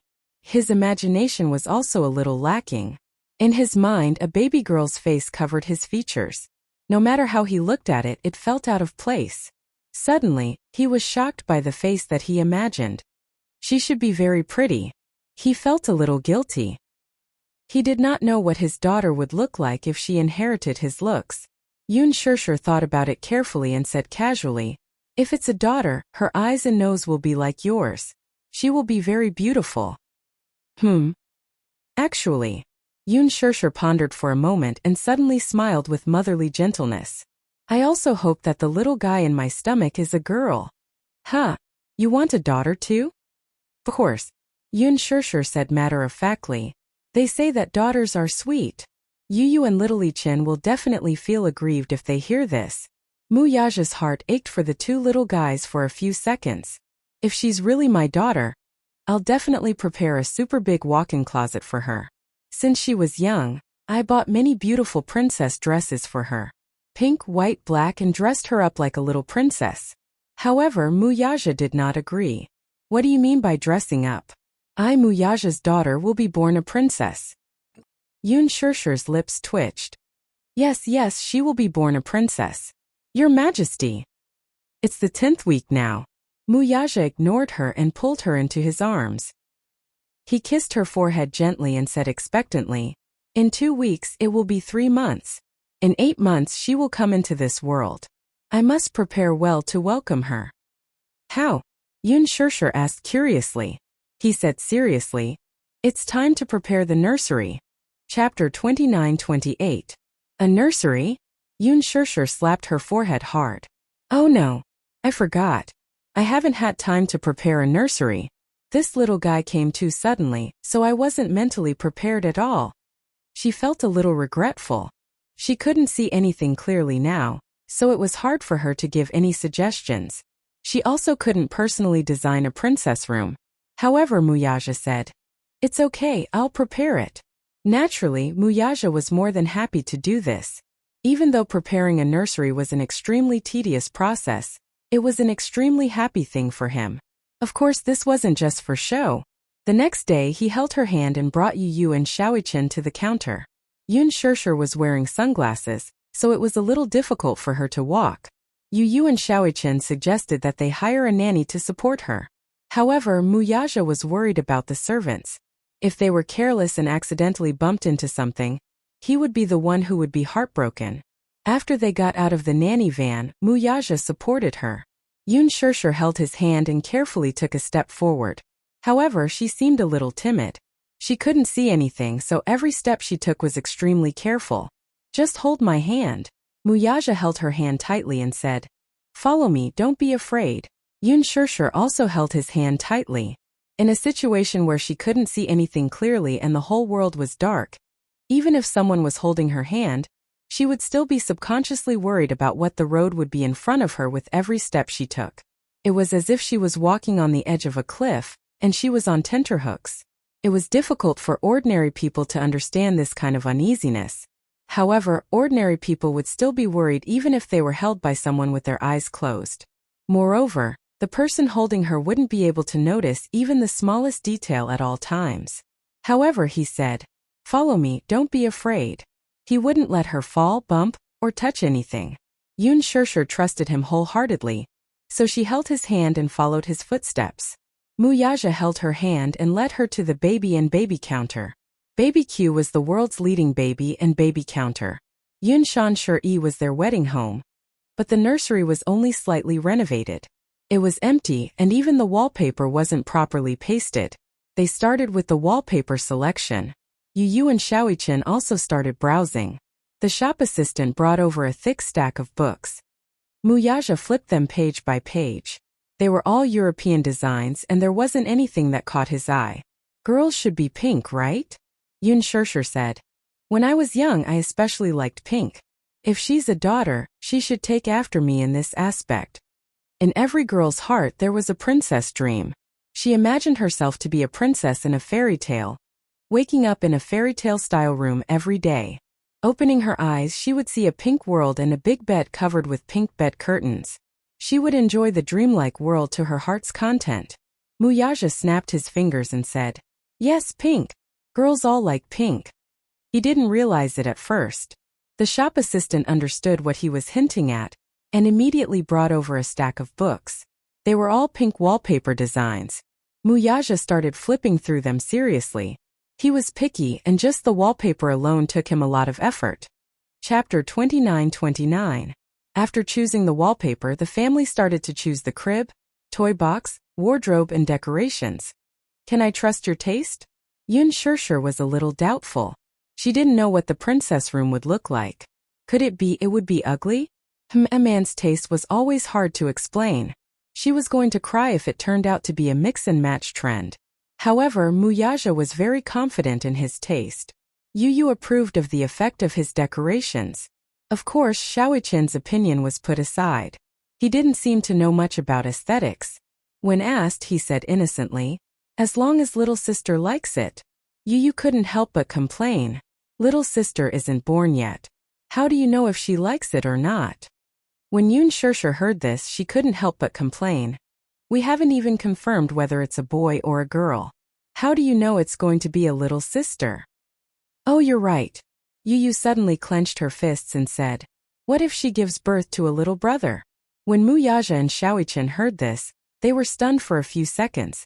Yu said meekly, "I hope it's a little sister too, but what if it's not? Maybe things won't go according to our wishes."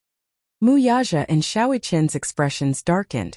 They seemed to have thought of this possibility as well, and there was a hint of melancholy in their eyes. When the time comes and it's a boy, living in a pink crib seems a little uncomfortable. Yun Shirshir couldn't help but add, "Impossible. Your genes are so strong. If you gave birth to 2 boys in a row, the chances of the third being a boy are very high," Yun Shirshir continued. Muyaja snorted coldly and said, "Impossible. It must be a girl. Anyway, we'll just decorate it according to the princess room." Yu suddenly pulled Xiaoichen aside and whispered, "Muichen, Daddy is so biased. If Mommy really gives birth to a little princess, won't we lose our place in Daddy's heart?" "I don't know about you, but as for me," Xiaoichen teared up, "I don't seem to have any status." Yu pursed her lips. "Really?" Muichen felt so wrong that he was about to cry. "Daddy didn't put in so much effort to decorate my room when I was young. I've never had much of a presence in his heart. Daddy favors girls over boys?" Yu came to a conclusion. "Ugh." Xiaoichen stroked his chin. "However, I still hope that Mommy will give birth to a little princess. I've wanted a little sister for a long time." Yu added, "Me too. A little sister is so cute. She's so soft and adorable. I can even imagine her smiling at me. Her eyes will curve into crescents as if there are countless little stars in them. She's so beautiful." Little Ichen's heart was bursting with anticipation. The image of a cute little girl smiling innocently at him appeared in Yu's mind, and his heart almost melted at the thought.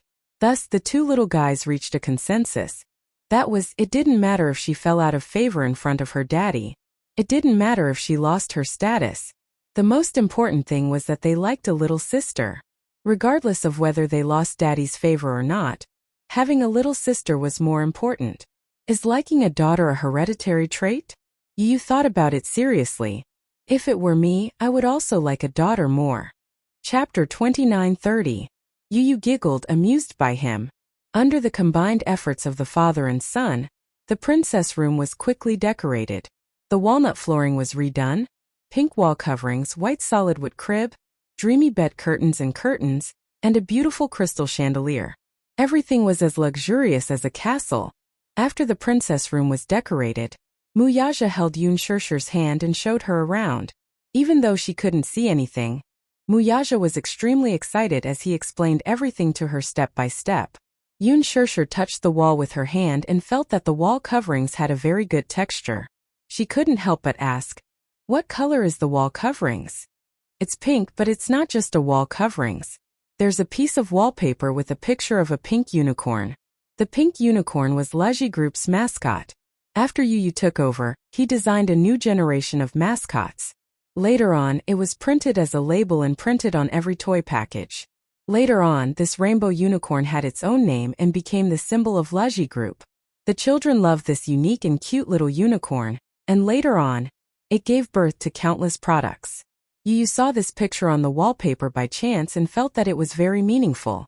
Hence, he discussed with Muyaja and put up this side of the wallpaper. Yun Shirshir had to use her imagination to imagine the baby room that he had decorated. It seemed to be a little difficult, but seeing how excited the father and son were, she trusted their judgment for the time being. She originally thought that after decorating the princess room, Muyaja would stop. However, little did she know that she had yet to experience the crazy side of a certain man. One night, when Muyaja came back, he walked into the room and went to her bedside. She was resting when she heard him say mysteriously, "Shirshir, guess what I brought back today?" "What?" She was curious. She didn't know what he had brought back with him. He smiled and said casually, "I bought many dresses for my daughter." Yun Shirshir was stunned and at a loss. "Ah, skirt," Muyaja immediately ordered. Outside the door, the servants came in with stacks of dresses and placed them in front of her. Yun Shirshir couldn't see anything. She only felt that the clothes in front of her were piled up into a mountain. Ever since the naming incident, a certain man seemed to be especially enthusiastic about the little guy in her stomach. Wasn't it a little too extravagant to buy dozens of dresses all at once? The child hasn't been born yet. Isn't it a little too early to buy clothes now? She said hesitantly. Why is it so early? Muyaja said disapprovingly. The earlier you buy it, the earlier you prepare it. But children develop very quickly. If you buy so many pieces, the child might not be able to wear them in time. No. Do you think I haven't considered that? He scratched the bridge of her nose lightly and said slowly, "The dresses I bought are all different sizes. From the clothes she wears when she's born to the clothes she wears when she's 5 or 6 years old, I picked a few styles." 5 or 6 years old. Yun Shirshir was speechless. She'll have to wait 5 or 6 years before she can wear them. By then the styles I picked now will be a little outdated. That won't happen. Chapter 29:31. My daughter will definitely be beautiful. Outdated clothes will definitely look good on her. A certain man seemed especially confident. His extremely confident words were completely different from his usual style of speaking. In the future, would this man evolve into a slave to his daughter? Yun Shirshir couldn't help but imagine it in her mind. In the image, Muyaja lovingly carried the tender little girl in his arms, coaxing her to eat, hugging her to sleep, and even when walking, he couldn't bear to put her down on the ground and let his daughter ride on his shoulders. She then imagined Muyaja carrying a chubby son with a bitter and vengeful look. Yun Shirshir's heart was beating like a drum. The little guy hadn't even been born yet, and he was already excitedly preparing this and that. If the baby was a boy, then not only would the princess's room be decorated for nothing, what would he do with the piles and piles of dresses that he had bought? It would be fine if the baby was a daughter, but if it turned out to be a son in the end, his heart would definitely be severely disappointed. He would definitely be very disappointed. Yun Shirshir suddenly asked curiously, "Let me ask you seriously. If the baby isn't a daughter and it's a son, will you still like it?" Muyaja pondered for a moment and then said solemnly, "Of course. As long as it's our child, I'll like it." "I see that you like daughters so much. When the time comes, you won't be begging me to give birth to another one, right?" When Muyaja heard this, he hugged her and rubbed his face against hers intimately. "What nonsense are you thinking about again? You're not a sow. If you don't want to give birth, I won't force you." A certain man seemed to have forgotten how this child came about. If he hadn't replaced her contraceptive pills with folic acid, Yun Shirshir wouldn't have fallen for it so coincidentally. Yun Shirshir was completely kept in the dark. She thought that the child had broken through all the obstacles to get here. Little did she know that Muyaja had also tampered with it. "Oh, by the way, we have to go for a prenatal checkup soon." Yun Shirshir gently touched her belly and complained, "Recently, I seem to like sleeping a lot. My vomiting has slowly subsided, but I get hungry easily in the middle of the night. I want to eat something, but I don't know if I can eat it." "Of course you can. Muyaja said. I've asked the doctor. He said that I can have some snacks. There are some biscuits and bread at home. When you are hungry, you can eat some biscuits. Yoon Shirshir couldn't help but silently criticize her. If she ate and slept every day, would she lose control of her body shape after giving birth? She heard that many pregnant women lost their figures after giving birth. When she gave birth to Yu and Muichen, she was only 18 years old. She was still young, so she maintained her figure very well. But now she was in her 20s. No matter what, she was still a little worried about this. Muyaja glanced at her and couldn't help but make up a story. Why? Are you afraid that you'll gain weight if you eat too much? When Yoon Shirshir heard this, she bit her lip in embarrassment. What if I lose my figure? It'll be a nightmare to gain 15 kilograms all of a sudden. It's okay. You're so thin now. Take advantage of your pregnancy and gain some weight. He felt that she was too thin. Chapter 29:32. Especially a while ago when she didn't eat or drink, her nutrition couldn't keep up and she lost a lot of weight. His heart ached terribly. In the end, she was still worried about whether she would gain weight. If I really eat until I become a big fat person, won't you despise me? The man said matter-of-factly. I can't do anything about it. We're already an old married couple. Would I still care about whether you're fat or not? Oh. Yoon Shirshir was quite taken aback. Alright, I'm just teasing you. If you gain weight, I won't despise you. You're lying. Muyaja suddenly thought of something and said to her, soon we'll have to prepare for a prenatal checkup. Okay. At the mention of prenatal checkup, Yoon Shirshir asked curiously, I heard that the gender of the fetus can be determined at 16 weeks. Okay. But isn't the law against it? To me this law doesn't apply. Why do you ask? Yoon Shirshir said. Why don't we do a gender test? However, Muyaja said, it's better to have fewer ultrasounds. There's no need to rush the test. When Yoon Shirshir was 4 months pregnant, Muyaja took her for a prenatal checkup. After the checkup, all the indicators were very good. Over the past month under Muyaja's meticulous care, her body had recovered a lot. The doctor who did the prenatal checkup for her was a female doctor. In the office, she looked at the various data reports while sizing up the man beside Yoon Shirshir. She couldn't help but say enviously, Mrs. Mu, you're so lucky. Every time you do a prenatal checkup, President Mu follows you around and does it himself. You're so lucky to have such a considerate and gentle husband who dotes on you so much. Yoon Shirshir smiled and held his hand tightly. She pursed her lips and said, he's even more nervous than I am when I'm pregnant.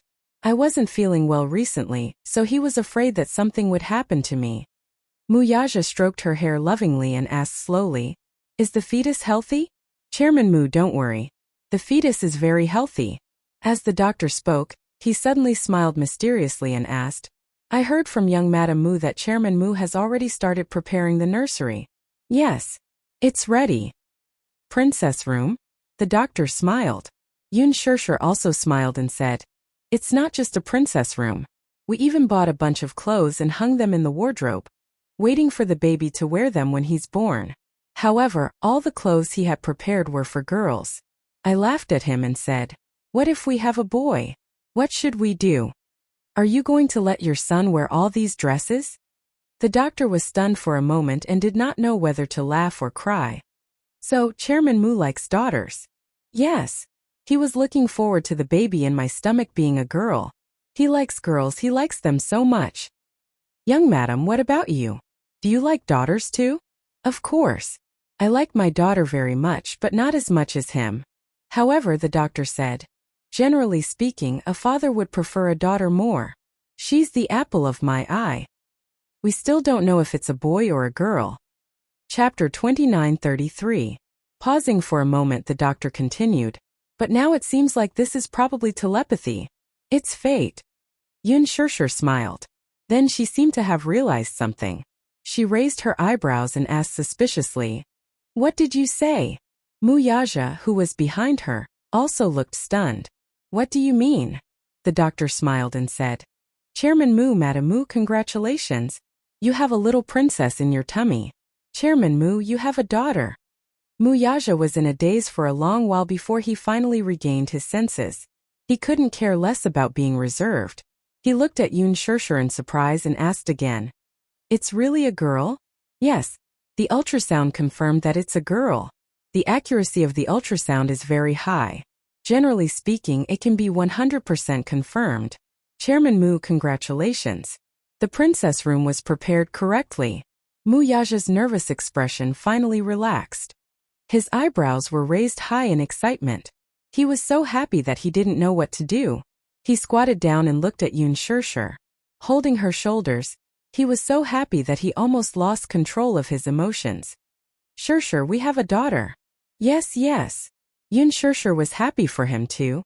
Even though she could not see the expression on his face, she could imagine how happy he was just by hearing the slight tremble in his voice due to the sudden happiness he was feeling right now. Mu Yaja was so happy that he couldn't control himself. He hugged her and lifted her into his arms. Ignoring the fact that there were outsiders around, he carried her and spun her around a few times. Yoon Shirshir was so shocked that she hugged his shoulders nervously. She said reproachfully, You scared me. Shirshir, I'm so happy. I can't believe that this is real. Mu Yaja hugged the back of her head. His thin lips couldn't help but curve into a gentle smile. He thought about how soon the child would be born, and he would be able to carry a little princess. His mood was like a hydrogen balloon that wanted to fly into the sky. Put me down. She was bashful and embarrassed as she lightly punched his shoulder. It's so ugly. At least be a little more reserved.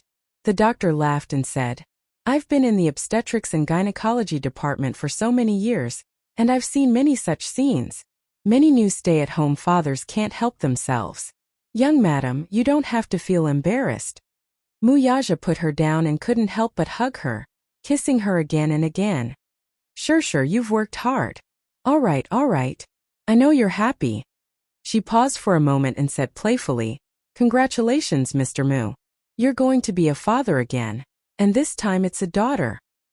He has both a son and a daughter, which is enough to be called good. As she spoke, she reached out her hand and gently caressed his face. Her fingertips accidentally touched his eyelids and touched a trace of wetness. She couldn't help but be startled and her heart twitched. Thank you. Thank you for pulling yourself together for me and our child. His throat actually felt like it was choked up. Yoon Shirshir widened her eyes in a daze. However, she heard him say in a low voice, Did you know? I almost thought that I was going to lose you. As Mu Yaja spoke, he held her hand and gently kissed her fingertips. Because of this great happiness and excitement, his eyes couldn't help but redden. There was the joy of regaining what he had lost. The happiness of surviving a disaster. Hearing his extremely tense voice, Yoon Shirshir's eyes also welled up with tears. Chapter 2934. During the period when Gu Xingze left her, she was immersed in immense guilt and pain. So much so that she neglected his feelings for a while. At that time, she was in a muddle-headed state. She guarded the pain in her heart day and night, constantly licking her wound. Little did she know that he was also carefully protecting her. Every time she woke up from a nightmare, he was always by her bedside, busy comforting her, wiping away her cold sweat and coaxing her to sleep. When she was at her lowest point, he was holding the bowl, coaxing her over and over again, lying to her and coaxing her to eat. She could not see how nervous he was. But sometimes when she was half awake, she could feel that he was by her bedside, gently holding her hand, unwilling to let go. She did not know about his suffering, much less his pain. He was not good with words, much less expressing himself. Her man was an extremely introverted man. His emotions were hidden deep in his heart. During that period of time, he was also suffering. He did not know how to share her pain, nor did he know how to bring her out of that shadow. He was a man who got jealous easily. In the past, she could not even mention Gu Xingze's name. But at that time, she was watching Gu Xingze's videotape and sat there in a daze for the whole afternoon. He watched from the side, feeling helpless and heartbroken. He whispered in her ear countless times, Shirshir, you still have me. Gu Xingze is no longer around, but you still have me. I can't lose you. Wake up, okay? Can you let yourself go, please? Let yourself go, don't torture yourself anymore. If you get better, I'll accept any price. He held her shoulders more than once and said word by word, Sure, Gu Xingze is not the only one who is willing to protect you with his life. There's me too. I can do it too. Don't I love you with my life too? But every time he saw her indifference, he could do nothing but hold her in his arms with heartache. She often woke up from nightmares, and when she woke up, she would sit there motionless, tears constantly falling. He hurriedly wiped her tears and endured the bitterness in his heart. God knows when he saw her tears, his heart was about to be torn apart. Her heart had died, leaving behind his heart, which was constantly trembling in fear. For the first time in his life, he felt a bone-deep fear and dread. He was afraid that she wouldn't be able to make it. He was afraid that she would leave him and the child in her stomach. He was afraid he had lost her. Later, her maternal instincts were awakened, and she began to try to eat, to try to talk, to try to get back on track. He was pleasantly surprised, but he was still very careful. He didn't want to touch her or hurt her at all. He didn't dare to be too happy. He was afraid that God would be jealous of him and take revenge on him. Once his dream was shattered, he would lose everything. He carefully guarded her and protected her. He was worried about her being in the hospital, so he brought her back to Yunshan Shuri to nurse her pregnancy. The time she spent nurturing her fetus was the happiest time of her life. Chapter 2935. Yun Shishir suddenly recalled that there were times when she wanted to eat cherries in the middle of the night. He and Gong Jia had searched through half of the capital before he found them and bought them back. However, she had lost her appetite and didn't eat a single one. He coaxed her to eat one or two before coaxing her back to sleep. As her husband, it could be said that she was able to recover so quickly because of his hard work. However, after the prenatal checkup and finding out that the fetus was stable and healthy, and that her body was gradually getting back on track, he finally heaved a sigh of relief. For a moment, happiness filled his heart, and he was at a loss for what to do. So much so that he actually cried tears of joy. Even though he held it in, the rims of his eyes reddened, and the dampness on his eyelids touched her deeply. Muyaja hugged her, his lips trembling slightly as he gently caressed her face over and over again. Yun Shishir held back her tears and said reproachfully, "Are you really that happy knowing that it's a daughter?" She sniffled and said half-jokingly, "Looks like I really don't have any status in the future. Our daughter has become your heart, your liver, your spleen, lungs, and kidneys. What about me? Don't tell me I've become your duodenum, your appendix?" Muyaja smirked and said, "How can that be? Seeing how excited you are, I feel that I definitely won't have any status in the future. Our daughter is my heart, and you are my lungs. Both of them are equally important." "The lungs don't seem to be as important as the heart." Yun Shishir deliberately fussed with him. "Look, our daughter is like a heart. Without our daughter, will your heart not be able to beat?" Upon hearing this, Muyaja laughed. Thinking that she was jealous, he couldn't help but laugh. "You're even jealous of your own daughter? Can't I be? Do you have a problem with that?" Sure. Muyaja held her face lovingly and looked at her delicate face lovingly. He smiled gently and said, "But without you I can't even breathe." Yun Shishir was stunned. She was deeply moved by his incomparably sincere words. "Without you I can't even breathe." She hugged him tightly as tears welled up in the corners of her eyes again. She couldn't stop sobbing. "Thank you for waiting for me for so long." She pursed her lips and hot tears fell on his shoulder. She smiled and said, "I won't be so willful in the future. I won't scare you anymore." "Yes." Muyaja smiled. She didn't know how much tenderness was hidden in his gaze when he looked at her. When Yu and Xiaoichen returned home from school, they could smell a sweet scent the moment they opened the door. When Xiaoichen smelled it, he almost drooled. He sniffed greedily for a long time, and his eyes lit up. "Wow, it smells so good." Yu smelled it and said, "This is the aroma of cake. Is it some important festival? Or is it someone's birthday?" He thought about it and realized that no one in the family was celebrating their birthday. The two little guys squeezed into the dining room one after the other. They saw Yun Shishir sitting at the dining table with her hands supporting her cheeks. There were several delicious dishes in front of her, and in the middle was a 12-inch cake. It was sweet and tempting. "Wow!" Xiaoichen wiped his saliva. He was already famished when he returned home from school. When he saw this sumptuous scene, he was undoubtedly salivating. You're back? Chapter 29:36. Yu and Xiaoichen looked at each other and asked curiously, Mommy, what's the occasion today? Why did you make a cake? Do you want to know? Yun Shirshir smiled mysteriously but deliberately didn't say anything. Muyaja walked out of the kitchen with a jug of fruit juice and an apron around his waist. He looked like a house husband. Yun Shirshir said that she wanted to drink freshly squeezed fruit juice, so he went into the kitchen and studied it for a while. Finally, he figured out how to make a jug of fruit juice. Yu's face turned slightly pale when she saw this. She looked at the table full of dishes and then at the apron he was wearing. The corners of her lips twitched. Daddy, did you make this table full of dishes? Muyaja placed the jug of fruit juice on the table and glanced at them. Before he could say anything, a voice came from behind him. Of course not. An angry voice came from the kitchen. Yu and Xiaoichen looked over and saw Huajin walking out of the kitchen with an apron around his waist and beads of sweat on his face. He said angrily, How could your daddy possibly know how to cook? I made all of these. I ordered the cake from a cake shop. You know how to cook? Yu was even more surprised. Of course. Huajin patted his chest and said, I've been cooking since I was young. Yu didn't say anything on the surface, but she was secretly criticizing him in her heart. Would he get food poisoning after eating all of these dishes? Xiaoichen was also skeptical and didn't believe in Huajin's culinary skills.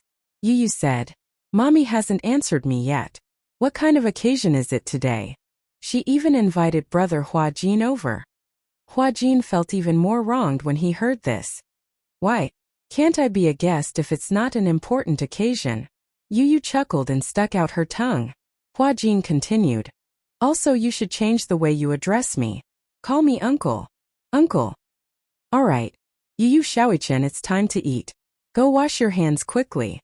I'll tell you the good news after you're done washing your hands. When Yu and Xiaoichen heard that it was good news, they didn't hesitate and immediately ran into the bathroom. When they returned to the dining room after washing their hands, Hua and Muyaja were already seated at the table. By the time they were done washing their hands, they returned to the dining room table. The two little lads sat down and asked eagerly, Mommy, it's time for you to answer us, isn't it? What's the good news? Muyaja and Yun Shirshir looked at each other. The former was smug while the latter was a little shy. Under Yu and Xiaoichen's curious gazes, the man leaned forward and said mysteriously, You're going to be older brothers. Yu didn't think much of it when she heard this. Is this the good news? We knew it a long time ago. Yun Shirshir said angrily, Stop teasing them. Muyaja put his arm around her shoulders and smiled. Then he said to Yu and Xiaoichen, Congratulations, you're going to have a younger sister. Don't you think this is something worth celebrating? Younger sister. Yu and Xiaoichen were stunned for a moment. Xiaoichen was the first to react. He straightened his neck in excitement and said in surprise, Really? Daddy, how did you know? Yu looked at Muyaja strangely from the corner of her eyes. She was a little doubtful. That's right. Daddy, how did you know? Don't tease us. You're making us happy for nothing. Muyaja raised his eyebrows and deliberately kept them in suspense. Chapter 29:37. Yun Shirshir smiled and continued. Today Mommy went to the hospital for a prenatal checkup. The doctor told us after we did an ultrasound. He said that I'm carrying a little princess in my stomach. Aren't you going to be older brothers?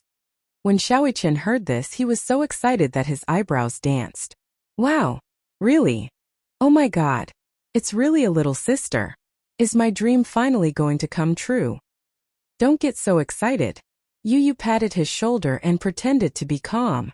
Are the ultrasound results accurate? I heard that some ultrasound results may not be accurate. Of course it's accurate. Silly. Muyaja glared at him and asked, Are you saying that you prefer a little brother to a little sister? No. Yu instinctively insisted, I prefer a little sister. But the surprise came too suddenly. Yu looked at Yun Shirshir's face, which was brimming with happiness. Then he looked at Muyaja and Huajin's faces, which were also filled with surprise. He finally believed it. However, compared to Xiaoichen, The way he expressed his surprise was very restrained, just like Muyaja. He pretended to be calm as he held his drink and tried to take a sip of juice to calm himself down. However, after drinking half the glass, he still couldn't suppress the ecstasy in his heart. He placed the glass on the table and looked extremely touched. The whole world suddenly bloomed with flowers and fireworks. He was in an extremely good mood. I have a little sister. Yu clutched his chest. There, his heart was beating rapidly. He was touched. So touched. This was great news. Xiaoyichen also said excitedly, "How long do I have to wait before I can hold my cute little sister? Why are you even more anxious than your daddy?"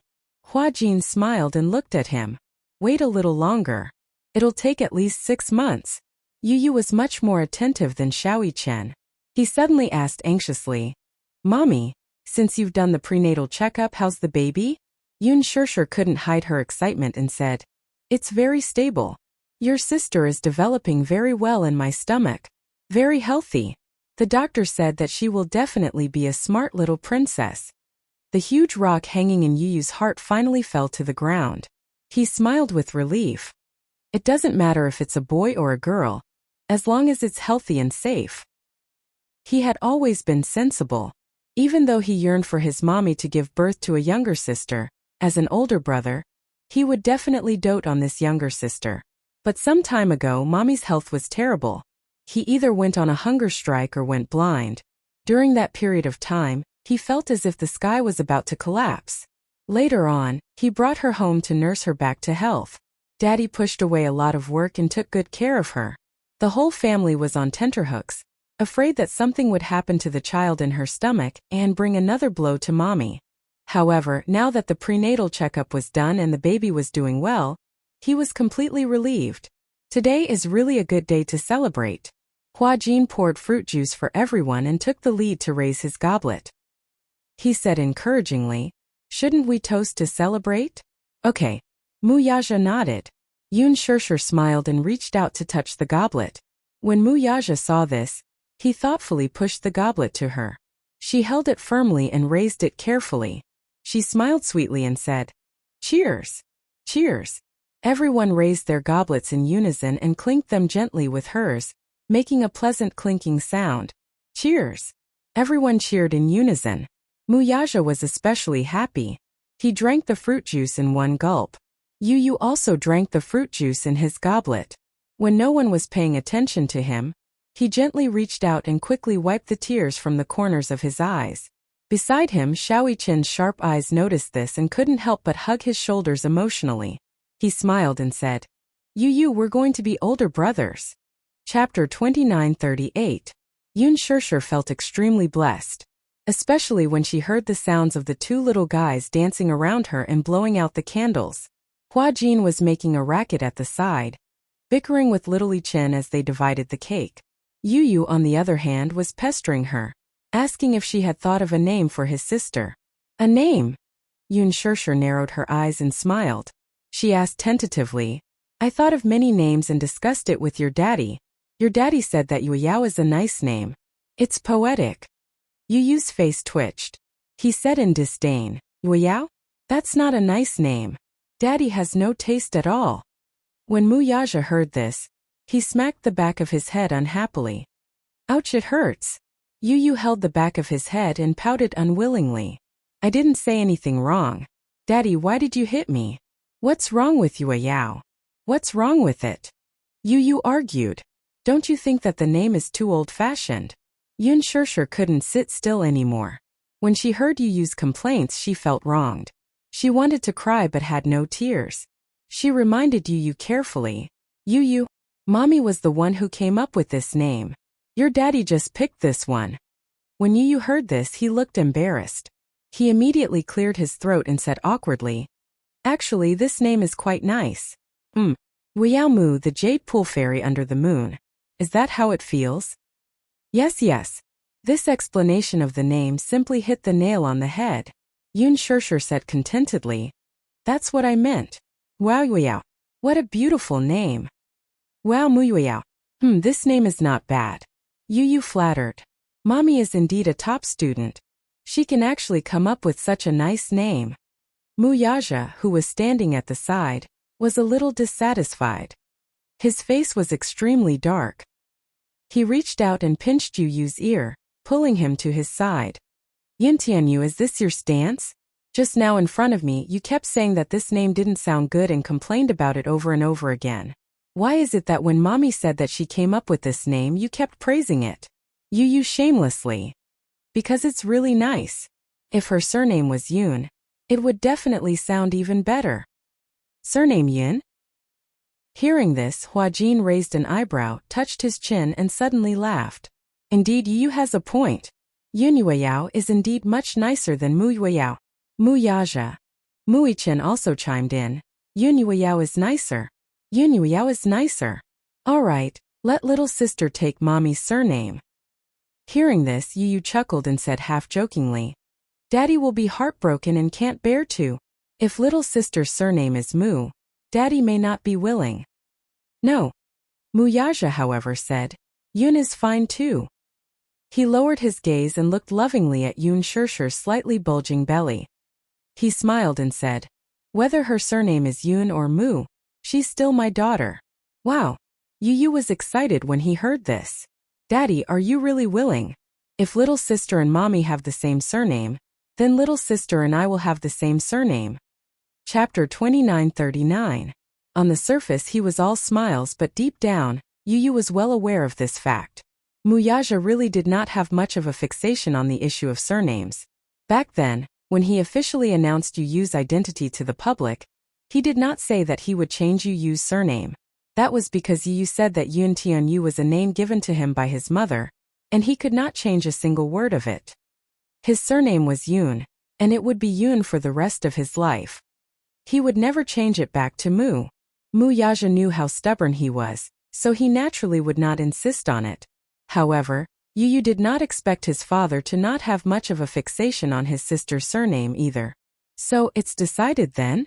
Yun Shirshir smiled and sought his opinion. Yun Yueyao? I think it sounds good too. Alright. What's important is that you think it sounds good.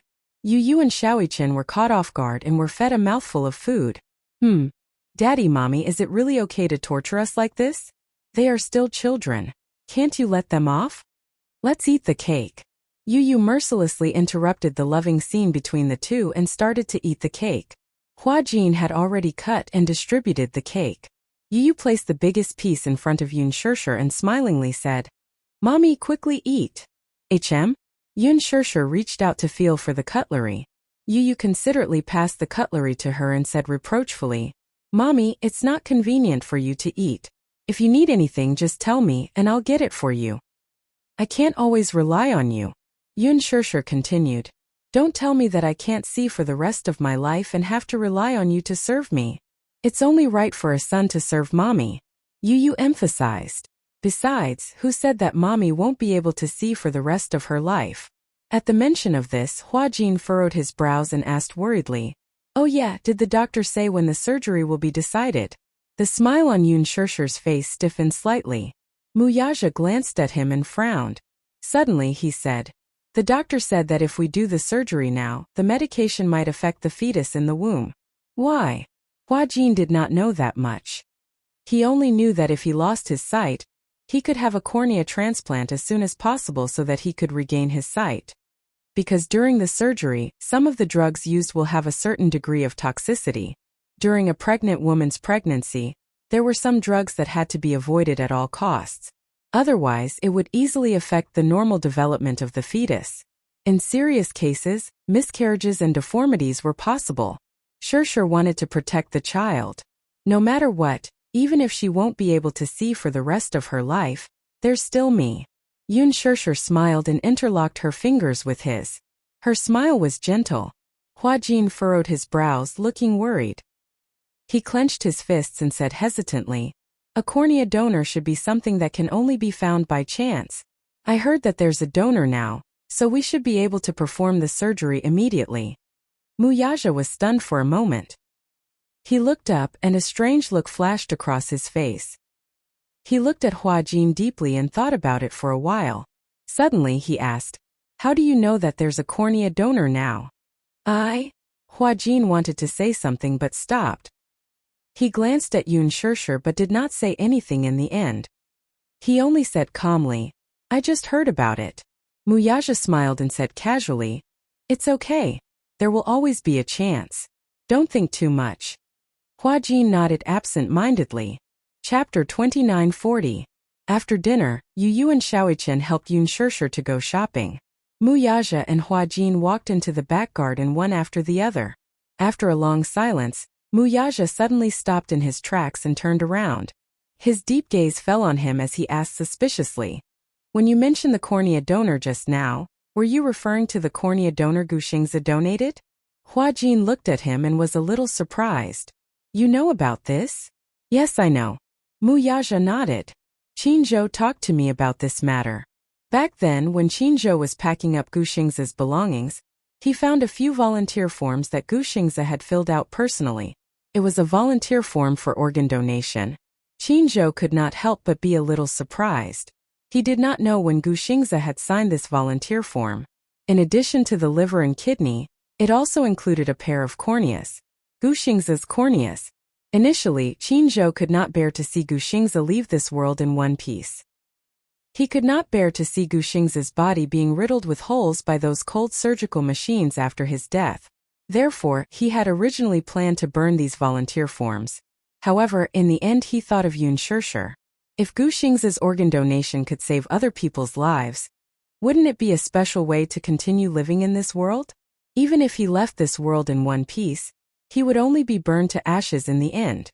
If other patients were given a new lease of life because of his organ transplants to Qinzhou, it was as if Gu Xingzi had also been reborn. Therefore, he took the volunteer forms and went to the hospital. Soon, the hospital dissected his body and removed the donated organs. Finally, they carefully removed his corneas. Qinzhou found Muyaja and gave him a suggestion. Before Xingzhi was born, he filled in a few donation applications. One of them was a pair of corneas. But time is of the essence. Unless Shirshir performs the surgery as soon as possible, I'm afraid there's no hope. Corneal transplantation was not as simple as it seemed.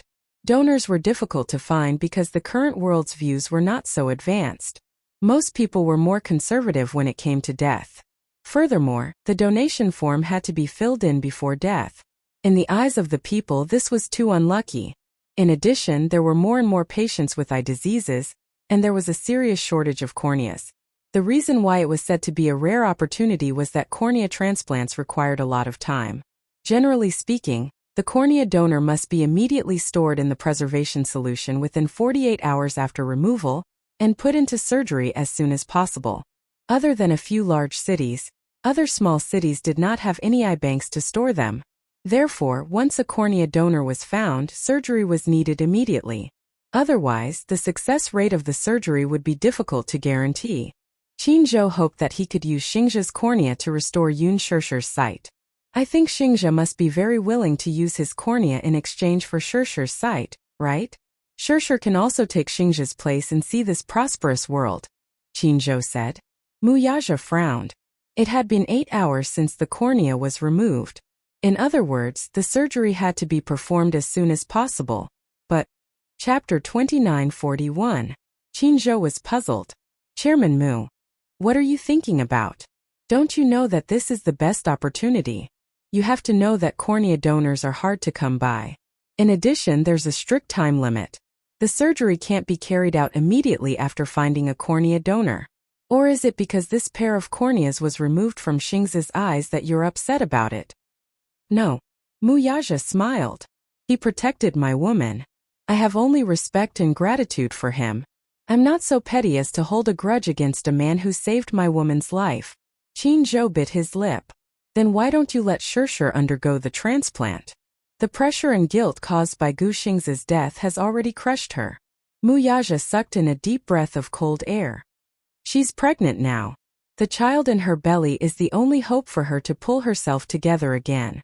But if she undergoes the surgery now, the child will definitely be lost. If she's conscious, she won't bear to do it either. If the surgery is done without her knowing, she'll definitely break down if she finds out. Point is, I don't know how sad she'll be when she finds out one day that she can regain her sight because of Gu Xing's cornea donor. Qin Zhou was speechless for a moment. Mu Yaja looked at Qin Zhou deeply. You should know that she won't be able to accept such a thing. He left the world because of her. Yet he used his cornea to restore her sight. This is too heavy for her to bear. But Qin Zhou was still a little hesitant.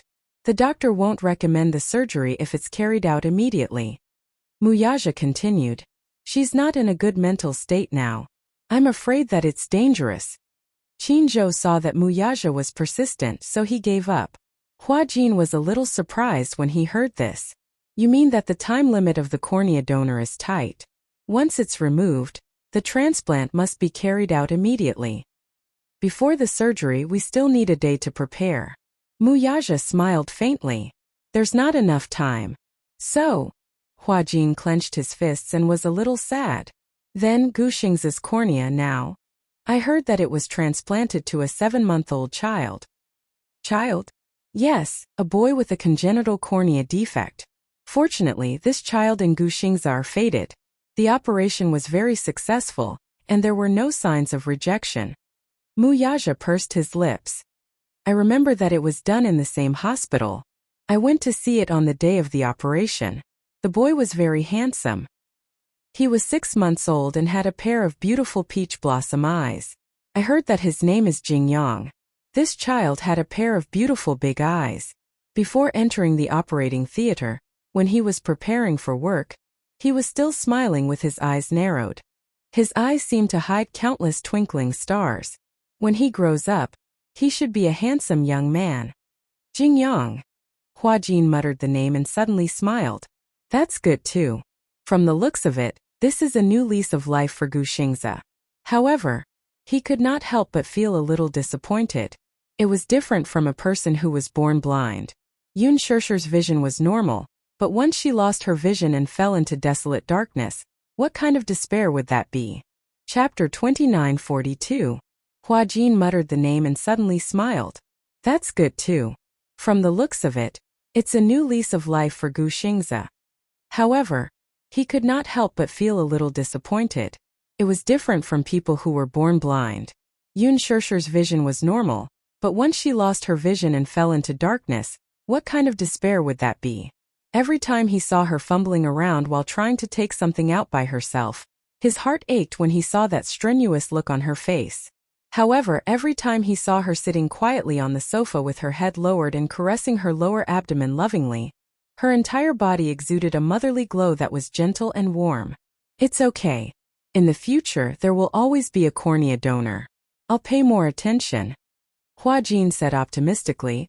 It won't be too late to undergo the surgery after you give birth and your condition stabilizes. Okay. When Yun Shishi and the 2 little kids returned home from their walk, Hua Jin had already washed the dishes. Xiaoqian was full of praise. Uncle Hua Jin is so amazing. Your cooking skills are not bad, and you wash the dishes very cleanly. Hua Jin could not help but laugh when he heard that. He squatted down and reached out to pinch Xiaoqian's pink cheeks. Do you really think that my cooking skills are good? Yes. I thought that your little mouth had been spoiled by Yu's cooking skills. I didn't expect that you wouldn't mind my cooking. Hua Jin heaved a sigh of relief as if a heavy burden had been lifted from his shoulders. At the side, Yu said lightly, although the food you cook isn't that exquisite, it's still edible. Hua Jin was speechless. Yun Shishi was amused and laughed. Yu, don't be too picky. Do you think everyone is like you? You were born with an innate sense for delicious food. Yu proudly crossed his arms, feeling a little smug. Mu Yaja snorted coldly. I'm wondering if you have a genetic mutation. Because I'm very particular about food. Yu said proudly. Who's like Xiaoqian? He said that the fried rice was delicious. Ahem. Yun Shishi awkwardly cleared her throat. That was a long time ago. Once on a whim, she cooked a plate of egg fried rice and asked the 2 little fellows to eat. When Yu saw that the fried rice was overcooked, she pushed the fried rice to the side in disgust. Then she saw Xiaoqian hugging the fried rice and eating a lot of it. When he was done, he even smiled and said, Mommy's cooking is amazing. The fried rice is so delicious. She didn't know if he was speaking the truth. He couldn't stand the fried rice or if he thought that it was disgusting. However, to protect his mommy's reputation, he reluctantly pretended that it was delicious. Xiaoichin argued, "Mommy's fried rice is really not bad." He really couldn't tell that the fried rice was overcooked. Moreover, he was starving that day and only focused on eating the rice. He didn't think that there was anything strange about the taste. Yun Shirshir immediately raised her hands in surrender. Okay. You're the best at cooking. Mommy's cooking isn't as good as yours. Are you satisfied now? Yu was satisfied when he heard this. He felt that this way, he would be able to secure his position as the head chef in the family. He looked pleased with himself. Mu Yaja and Hua Jin looked at each other and laughed helplessly. Hua Jin deliberately teased him. Yu, it's not good for you to be so full of yourself. You're just good at cooking. What's so special about that? Yu gave him a proud look. Chapter 2943. The next day, for some reason, Hua Jin went to the hospital to inquire about Jing Yang's condition. He saw the child through the window in the general ward on the 4th floor. It had been more than half a month since the cornea transplant. The child was recovering very quickly and had been transferred from the intensive care unit to the general ward. He would be discharged soon. The child was very beautiful. His skin was fair and clean, so tender that it looked like it could be broken by the wind. He had a pair of big, watery eyes and long eyelashes. They were as thick as the feathers of a black phoenix. When he blinked, they looked like the fluttering wings of a butterfly. This child was really beautiful. If he didn't say so, Hua Jin would have thought that he was a girl. When he smiled, 2 small dimples appeared on his cheeks. It was very seductive. He was lost in thought as he looked through the window. Suddenly, a timid voice came from the side. "Hello, you are." Hua Jin turned his head and saw a 21-year-old girl standing by the side, trembling. She was dressed very plainly. She wore a white blouse and a pair of washed-out jeans. Her black hair was gently tied up with a hairband. However, even though she was dressed plainly, it still couldn't hide her clear and bright temperament. She was very beautiful. She belonged to the delicate and pretty type. She had beautiful big eyes, a high nose bridge and handsome facial features. Hua Jin sized her up and immediately guessed her identity. "Are you Jing Yang's mother?" The girl was so shocked that her eyes widened. She was a little surprised. How did you know?" "Because your eyes look very similar, don't you?" The girl smiled and blushed shyly. She asked carefully, "Then who are you?" She obviously didn't recognize him. It was obvious that she didn't pay much attention to the entertainment industry and didn't watch many entertainment programs and dramas. Hua Jin smiled faintly. "I'm Gu Xingzi's friend." "Gu? The girl was so shocked that she covered her mouth like a frightened deer. Then her eyes became wet. She pursed her lips and said gratefully, "If you're Gu Xingzi's friend, you must be a big star too." "Yes." As Hua Jin spoke, he glanced through the window at the giraffe plushie lying on the hospital bed and smiled. "I'm here to take a look at the child." "Okay, please come in." The girl welcomed him into the ward enthusiastically. Hua Jin didn't stand on ceremony. He entered the ward and sat by the bed. After chatting for a while, Hua Jin found out her name. Jingqi. A simple but pleasant name. Previously, Qin Zhou had wanted to transplant Gu Xingzi's cornea to Yun Shirshir. But because she was pregnant, he could not do the surgery immediately. Hence he found the child through the hospital. Jingqi rushed to the hospital and understood the situation. When she heard that there was a cornea donor, she was excited but asked fearfully, "How much is the surgery fee?" "About 40 to 50,000. When she heard this, her heart hung high, and she felt very uneasy for a moment. She couldn't afford that much money and was worried about how to gather the money. She didn't know who Gu Xingzi was. She didn't usually watch television. She worked in the factory for 13 hours a day. Chapter 2944. Qin Zhou learned about this situation. Coincidentally, Gu Xingzi had a sum of money that was specially used for public welfare. In addition to the donation form, Gu Xingzi also filled in the donation form for special funds for surgery. In other words, he had given a sum of money for the organ transplant surgery that he had donated to families who felt that it was difficult to pay for the surgery. When Qin Zhou mentioned this to Jingqi, Jingqi felt especially guilty. After repeated insistence, she wrote an IOU and gave it to Qin Zhou. She also said solemnly, "No matter what, I have to return this money. Although I don't know when I'll be able to repay it, I'll try my best to repay it." The surgery was very successful. Jing Yang's vitality was especially strong. Other than his congenital eye disease, his small body was very healthy. This little guy especially loved to laugh. He had a pair of extremely beautiful eyes. When he smiled, it was warm, as if countless twinkling stars were hidden in them. The moment the gauze was removed, the 7-month-old child let out a bell-like laugh when he saw the nurse's face. The nurses especially liked this little guy. Why does this little guy like to laugh so much? He can't stop laughing. It's too funny. During the surgery, I didn't see him cry even when he was anesthetized. I heard from his mother that when he was born, he was different from other children. When other children come out, they cry loudly. What about him? When the nurse who delivered the baby patted his butt, he immediately laughed. That's really rare. Hua Jin looked at the boy who was being teased by the nurse and refused to let go of the doll. He could not help but raise his eyebrows. So cute. Thank you, Jingqi said politely. She nervously fiddled with her palms and then said gratefully, I never dared to hope that the child could recover his vision, because the cost of the surgery is too high. It costs tens of thousands. Our family can't afford so much money. Hua Jin could not help but feel a little strange. He looked around and saw that there was no one else in the ward except her. He could not help but ask curiously, Where's your husband? Jingqi was embarrassed for a moment and immediately said, He's quite busy and rarely has time to take care of us. Oh, I see.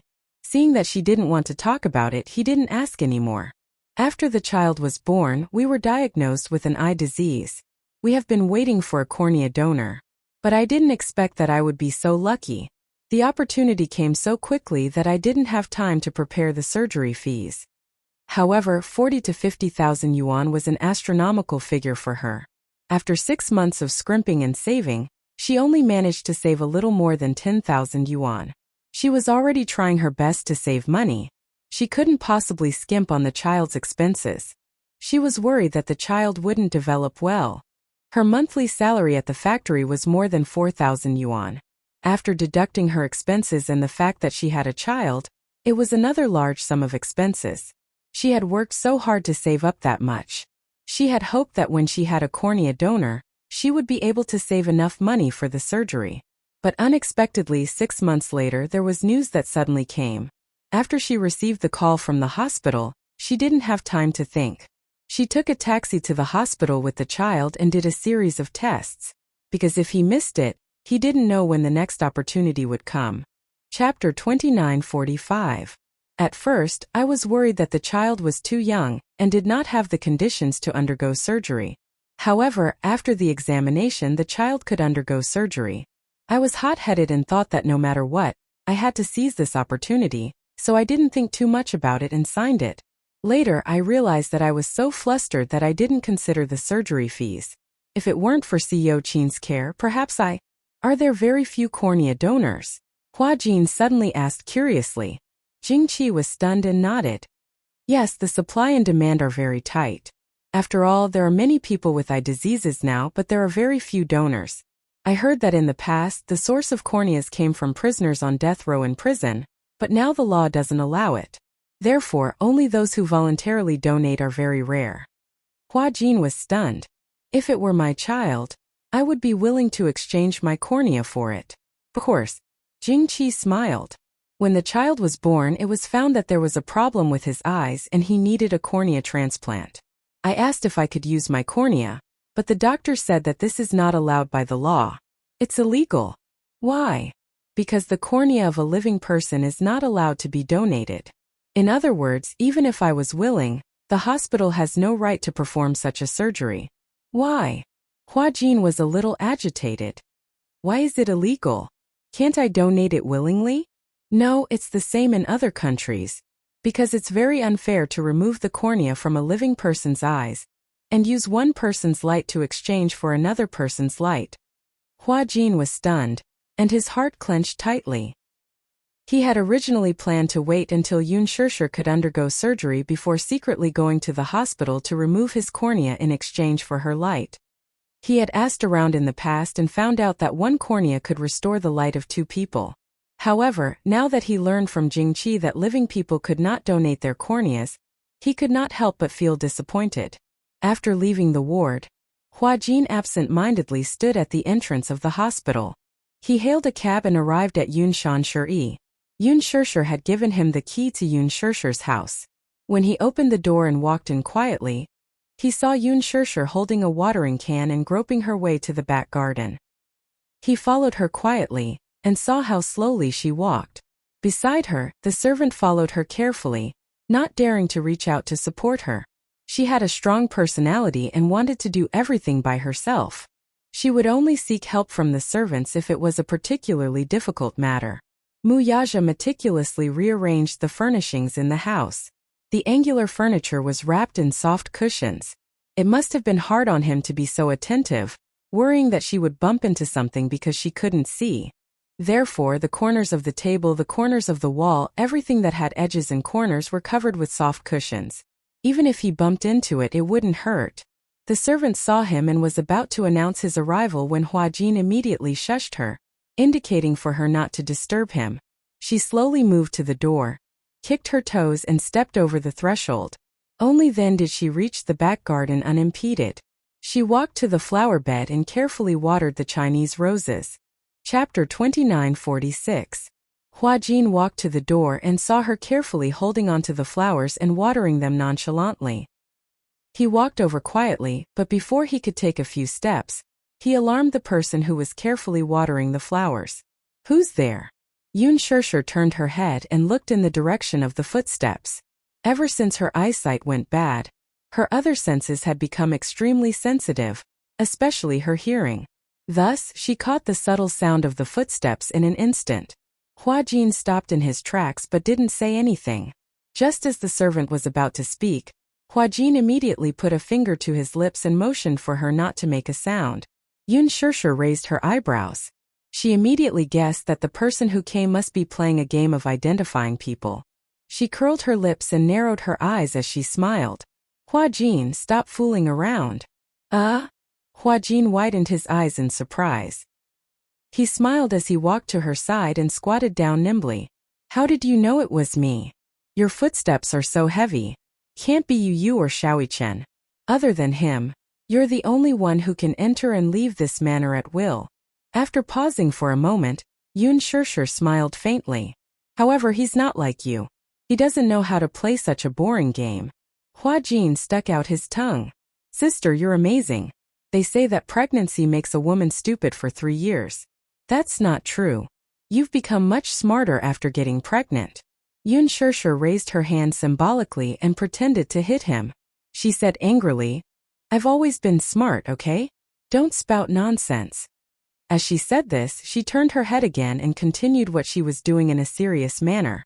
Hua Jin stayed by her side quietly. He didn't know why, but he really enjoyed this quiet moment. He watched in a daze as Yoon Shirshir carefully watered the flowers. She was afraid that she would water them wrongly. She even carefully held the flower branch with one hand and held the watering can with the other, sprinkling the water with a sizzling sound. Hua Jin looked at the side of her face. It was peaceful and warm. Even though her eyes were blind and unfocused, the gentleness in her eyes was something he had never seen before. Ever since that incident, due to her pregnancy and poor eyesight, she had stopped all her work and quietly stayed at home to nurse her pregnancy. Other than work, he would come here to accompany her. Staying by her side, no matter how irritable his heart was, it would instantly calm down and soothe him. As she watered the flowers, Yoon Shirshir asked curiously, "You seem to be very free recently. Didn't you take on any jobs?" Hua Jin said matter-of-factly, "Of course. I've accepted quite a few jobs." I can't tell." Yoon Shirshir put down the watering can and stood up. She turned around and groped with her hands, trying to sit down. Hua Jin immediately helped her sit down. "Since you said that you've accepted so many jobs, why do I feel that you don't seem to be busy when you keep coming here for no reason?" Hua Jin said unhappily, "Isn't that just to spend more time with you?" Other than work, I spend the rest of my time here. This villa was huge and had many empty rooms. Muyaja had specially arranged a room for Huajin to stay here.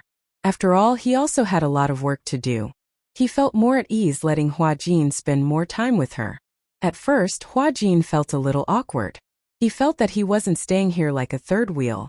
However, Yun Shishir also said that he should stay here peacefully and treat them as a family. Chapter 2947. Only then did Huajin feel less burdened. Usually when he was busy with work, Huajin would stay in a nearby hotel. When he was free, he would stay at Yun Shanshuri to accompany her. Yun Shishir smiled contentedly. Should I be touched? You should be touched. In order to accompany you, I pushed away a lot of work. As Huajin spoke, he covered the back of her hand. Didn't I say before that if you can't see, I'll be your eyes? Yes, I remember. Yun Shishir paused. That's good too. After all, if you take on too much work, your body won't be able to take it. Huajin snorted aggrievedly. I still have to take care of work. If I don't earn money, who's going to support me? Yun Shishir deliberately teased him. I'll support you. No way. You're still relying on brother-in-law to support you. Moreover, you're a man, not a gigolo who lives off a woman. I don't want to rely on a woman to support me. Huajin said. Yun Shishir smiled and changed the topic. Suddenly she asked, where did you go today? Huajin was stunned. He didn't intend to hide it and said slowly, I went to the hospital today. The hospital? Yun Shishir was nervous. Why did you go to the hospital? Are you feeling unwell? No. I just went to visit a child. A child? Yes. Huajin paused and pondered for a moment. Then he asked slowly, did brother-in-law mention the name Jingyang to you? Jingyang? Yun Shishir looked confused. No. Did you know? When Qinzhou was tidying up Gu Xingza's belongings, he found out that Senior Gu Xingza had filled in the volunteer form for organ donation when he was alive. Jingyang received Gu Xingza's cornea as a donor and went through the surgery successfully. I saw this little guy today. He's very beautiful and has recovered well, especially his big eyes. They're so beautiful. The smile on Yun Shishir's face froze, and her eyes couldn't help but blank out. Huajin saw her expression and suddenly became nervous. What's wrong? Sister, it's been so long. You should let go of Senior Xingza, right? Ever since that incident, everyone has kept the words Gu Xingza a secret. Although I feel that there are too many regrets, we can't always be obsessed with the past, right? Yun Shishir's pupils dilated. Huajin held her hand tightly. His handsome brows furrowed slightly as he said with heartache, let it go. Is that okay? Even though I know that you can't be so free and easy, it might be a little difficult. However, no matter what, you have to face it. The person who is no longer here is no longer here. The reason why I mentioned this child to you is because I want you to know that although Senior Xingzha is no longer here, he has obtained a new life in this world in another way. Huajin. Yun Shishir held his hand and calmly reassured him. Don't worry. I won't make you guys worry like I used to. Upon hearing this, Huajin was still skeptical. Really? Chapter 2948. Sister. The more Huajin looked at her, the more his heart ached for her. He hugged her tightly and said with a sobbing tone, Senior Xingza's death is really not your responsibility. Don't torture yourself and don't live in guilt. I think that if you truly love someone and give up for love, you will definitely not ask for anything in return.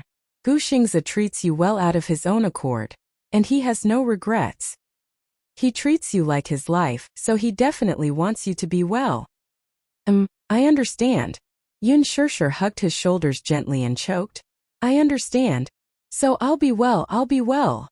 Huajin wiped her tears away but heard her say, I want to see that child. Seeing that he was silent, Yun Shishir pleaded, just once is good. I want to see him. I can take you to see him, but you have to wait until tomorrow at least. Huajin explained. When I left the hospital, the child was already asleep. After all, he's only 7 months old and needs to rest well. Yun Shishir nodded. The next day, Huajin turned down an interview and brought her to the hospital. When they arrived at the ward, Jingqi was not in. Huajin guessed that she was probably going through the discharge procedures. Jingqi said that the child had recovered very well, so there was no need for him to stay in the hospital any longer. Every day he stayed in the hospital would be a day's worth of expenses. The doctor had already hinted that the child could be discharged, so she planned to go through the discharge procedures as soon as possible. Pushing open the door of the ward, Hua Jin held her hand and walked in quietly. On the hospital bed, the child's eyes were wide open. He blinked and looked at the world curiously. Hua Jin had specially brought a gift for the little guy this time. A pink unicorn plush toy from Lu Ji. Approaching the bed, Hua Jin helped Yun Shirshir sit down. He leaned over to look at the little guy and said gently, "Uncle is here to see you again. Are you surprised?" "Yaya." The child stretched out his hand and pointed a tender finger at him, his eyes wide open in curiosity.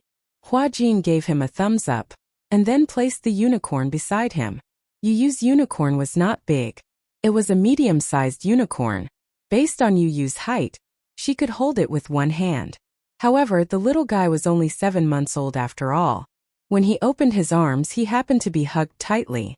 It could be seen that the little guy especially liked this furry toy. He hugged it and rolled around on the bed. The 7-month-old child had already learned to crawl around on the bed, and was especially good at tormenting himself.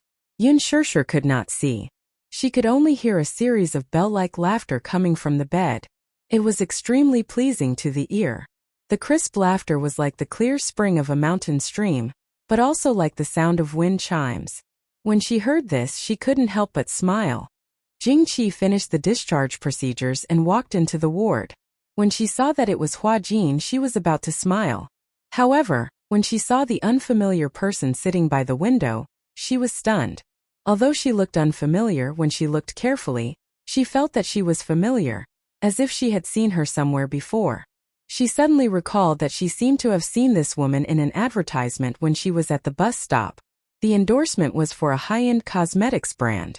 This cosmetics brand was especially expensive. When she was shopping in the mall, she had seen this counter in the cosmetics area on the first floor. On the counter, there was also a poster of this woman. Chapter 2949. Her name was Yun Shirshir. However, at this moment, she wasn't wearing elegant makeup like in the pictures. Instead, she was barefaced. When she left the house, she had only washed her face. Hua Jin saw that the sun was very strong today, so he dragged her back and applied sunscreen on her. Hence, he didn't recognize her at first glance. After the makeup, there was still an obvious difference, but it didn't detract from her beauty at all. "Sorry to disturb you again." When Hua Jin saw her, he immediately stood up and greeted her politely. "Not at all. I'm very grateful that you could come and visit Yang Yang." Jingqi glanced at the little guy on the bed who was hugging a toy. She immediately guessed who had given him the toy. "Hello." Yun Shirshir also greeted her. "Are you Jing Yang's mother?" "Yes." "Can I carry the little guy?" Yun Shirshir asked with a gentle smile. Although Jingqi found it strange, she didn't stop her. Instead, she smiled and said, "Okay, but be careful. This little guy is still a little heavy." Hua Jin carried Jing Yang to Yun Shirshir. Yun Shirshir reached out and hugged the little guy. Seeing that she couldn't see, Jingqi was slightly surprised. She opened her mouth but didn't ask anything. The little guy was in Yun Shirshir's arms, but surprisingly, he didn't feel shy. He only opened his eyes wide and looked at her curiously. His 2 little hands were probing. First he touched her hair. Then his big eyes were attracted by the necklace on Yun Shirshir's neck, so he reached out to grab it. The child was small and didn't know what to do. He was a little strong. When Jingqi saw this, she rebuked. "Yang Yang, be good. Don't move." Yun Shirshir immediately said, "It's okay." She couldn't help but feel a little regretful. Because she couldn't see, she couldn't take a good look at the child in front of her. However, hugging the soft little cub, it was as if she had returned to a few years ago when Yu was just born.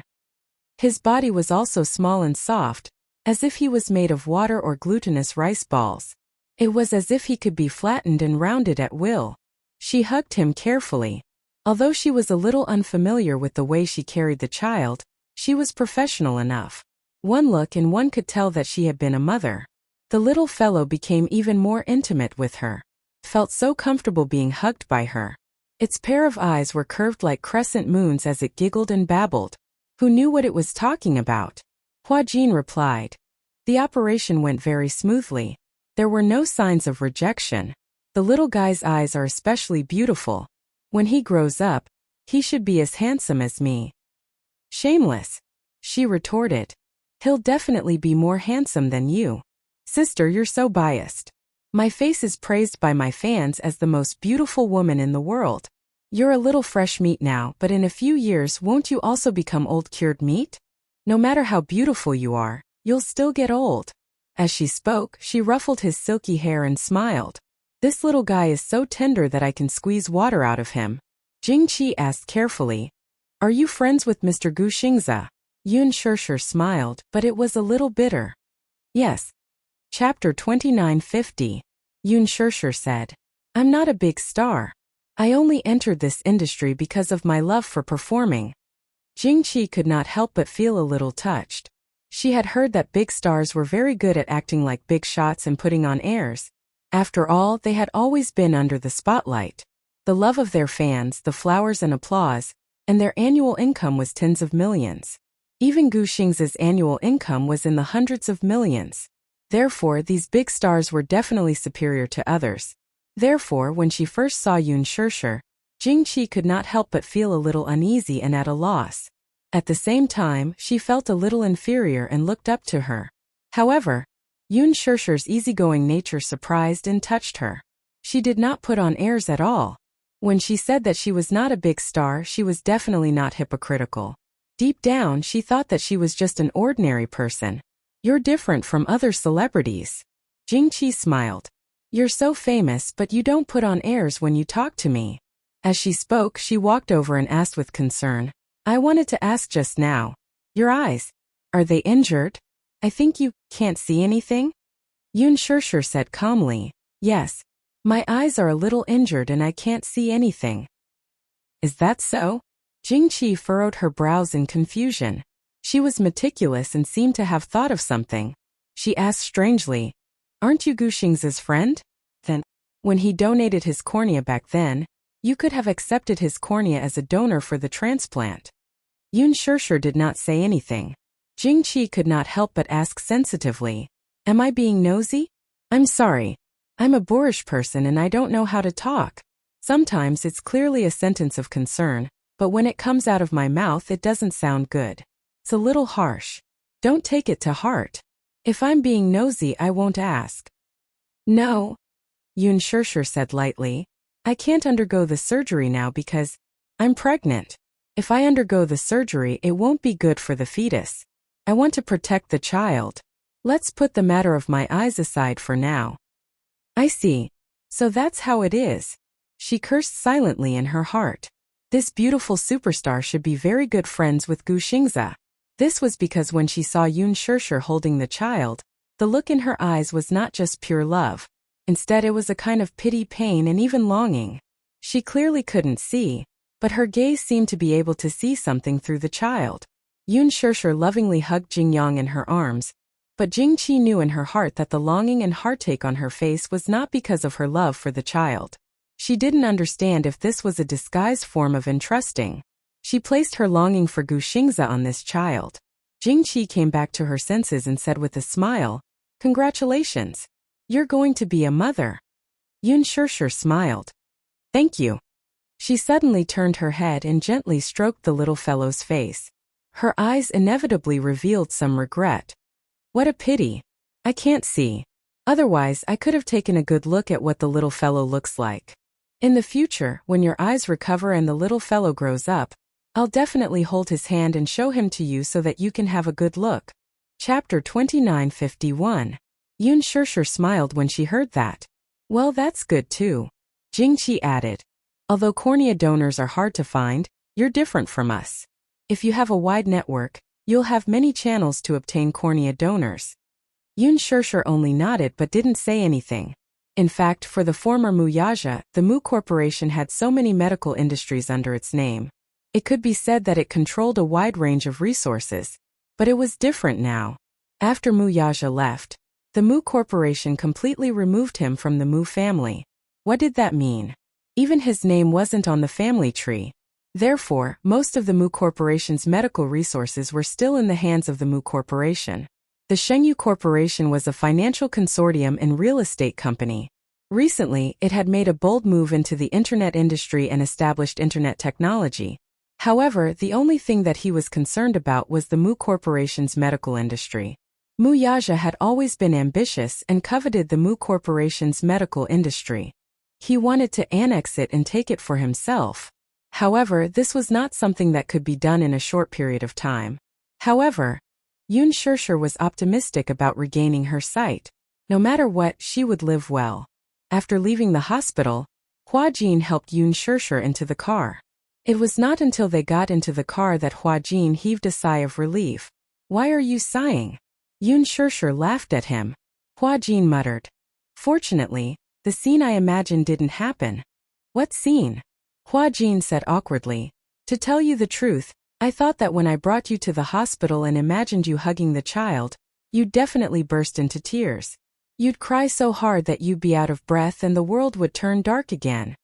Yun Shirshir's lips twitched. "Am I that pretentious?" Hua Jin glanced at her from the corner of his eyes as if he was silently teasing her.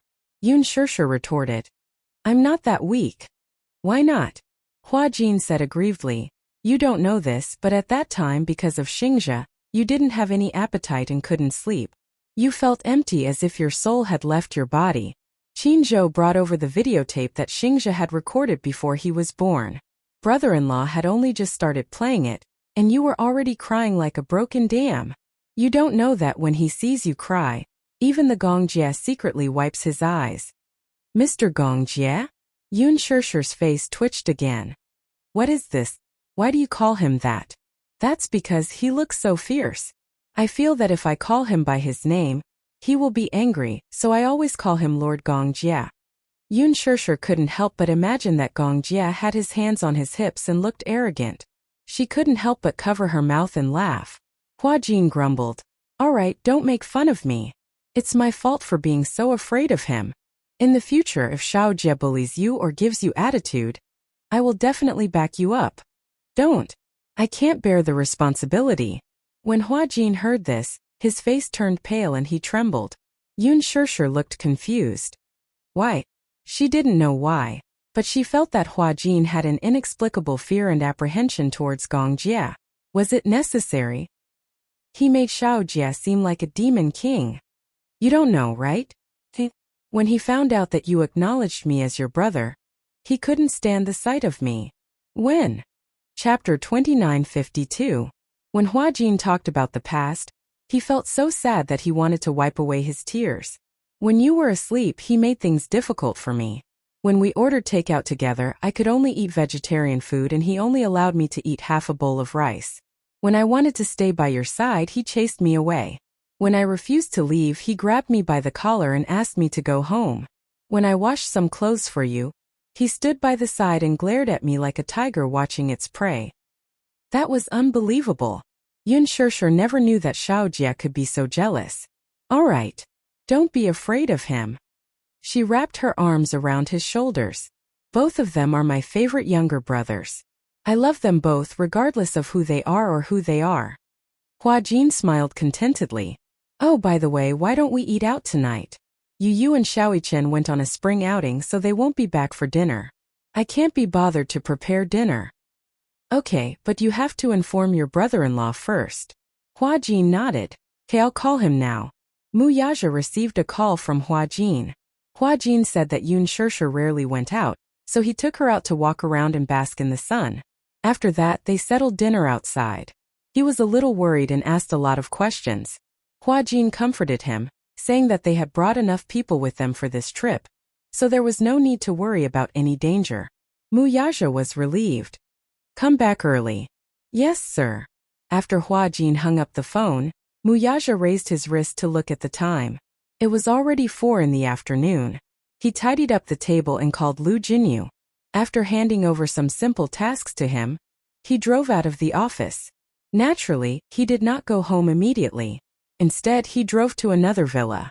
The villas in Yulong Bay were once developed by the Mu Group. Back then, he had already started to secretly set up his own company. In order to raise funds, He had acquired a few properties and conducted 2 rounds of financing. After the financing, the properties were vacant, and he was not in a hurry to sell them. After all, the value of real estate was very high, and it was also convenient for financing and investment. The reason he'd rushed to Imperial Dragon Bay was none other than because he'd arranged for Yun Na to stay here some time ago.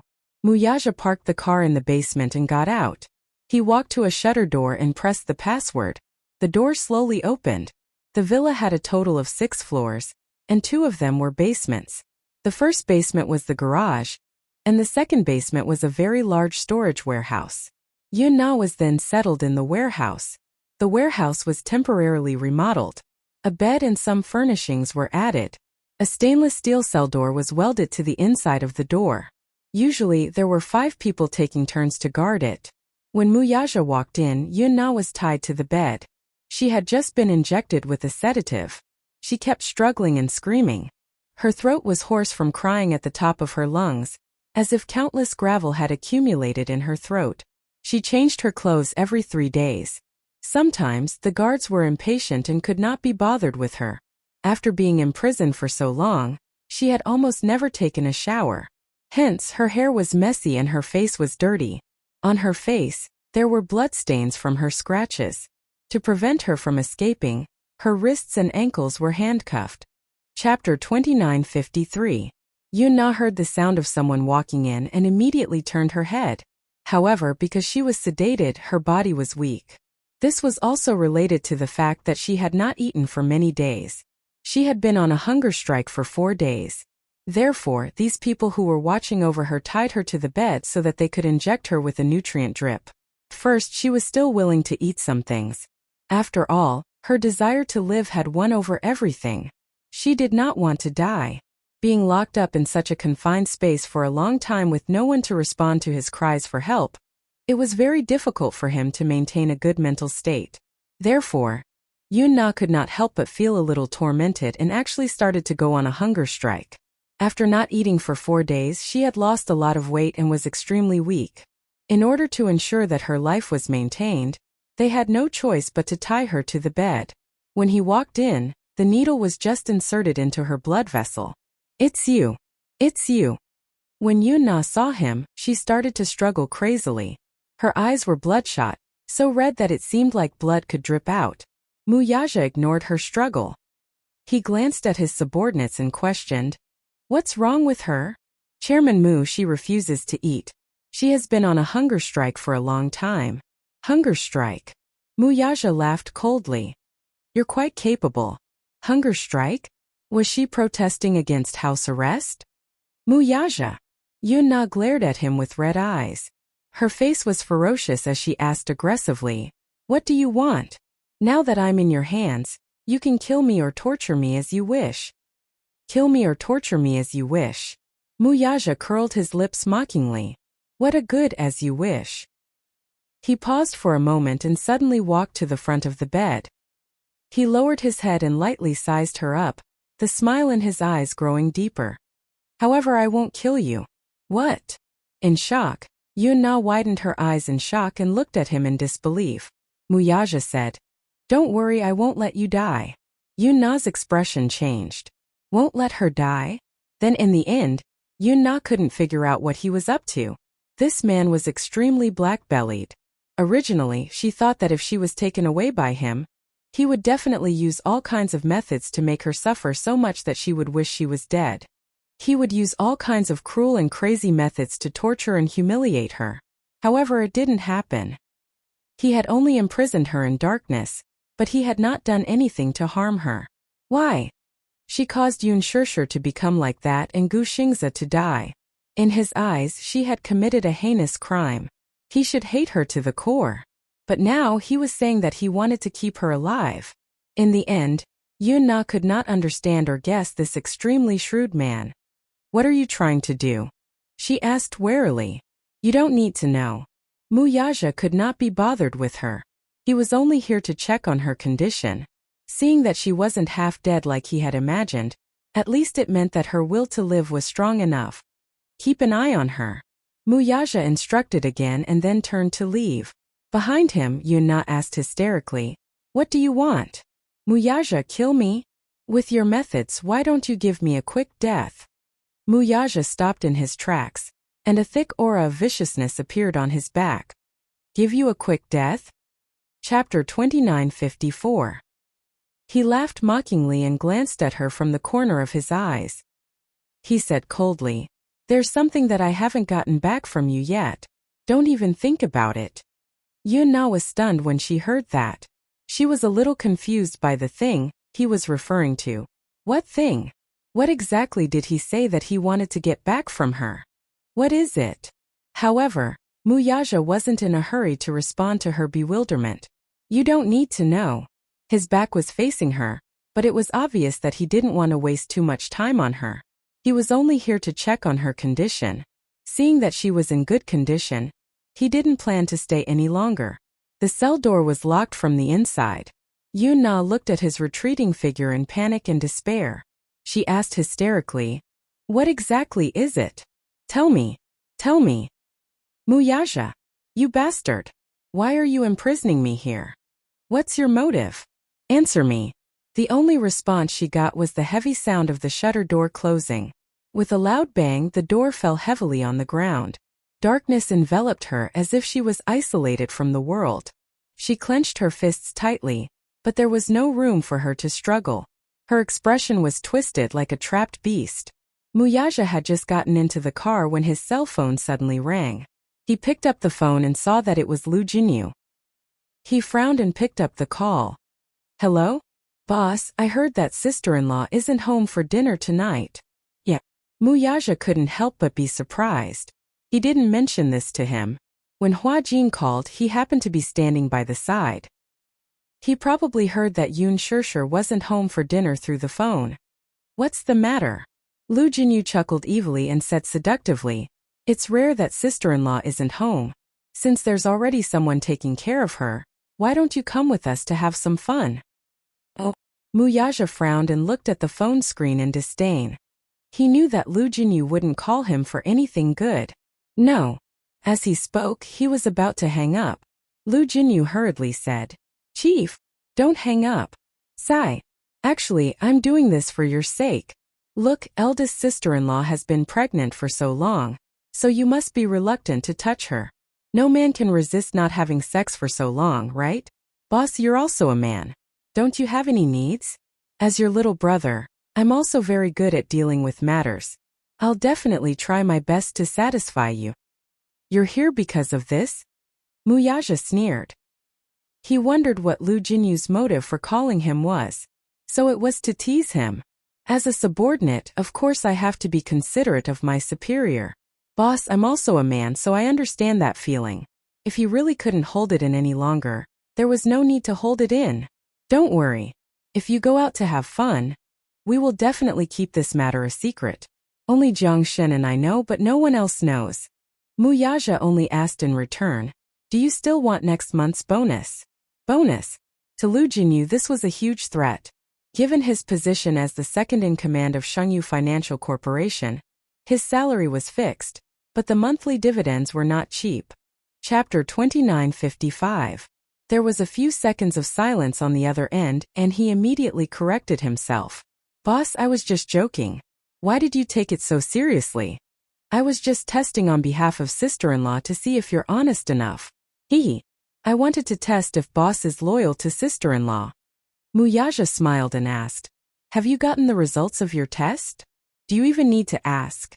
Boss was absolutely loyal to his sister-in-law. "All right. Boss, you're busy. Jiang Shen and I are free to do whatever we want." After he finished speaking, he hurriedly hung up the phone. Muyaja threw his cell phone aside and drove home. When he got home, Hua Jin and Yun Shishir were still not home. Yu Yu and Xiaoichen had gone for an outing and were not back yet. It was rare for the house to be so empty. He walked into the study and took out a stack of books from the drawer. They were all topics related to motherhood, childcare, and pregnancy. He had secretly bought a large stack of books on this topic behind Yun Shishir's back, especially on prenatal education and childcare. There were all sorts of books. He had not had the time to read them, and he did not know if he could make up for it in time or if it would be of any use. Usually, he would be too embarrassed to take out these books and read them openly in front of Yun Shirshir. Especially when Yu and Xiaoichen were around, he would hide these books very well.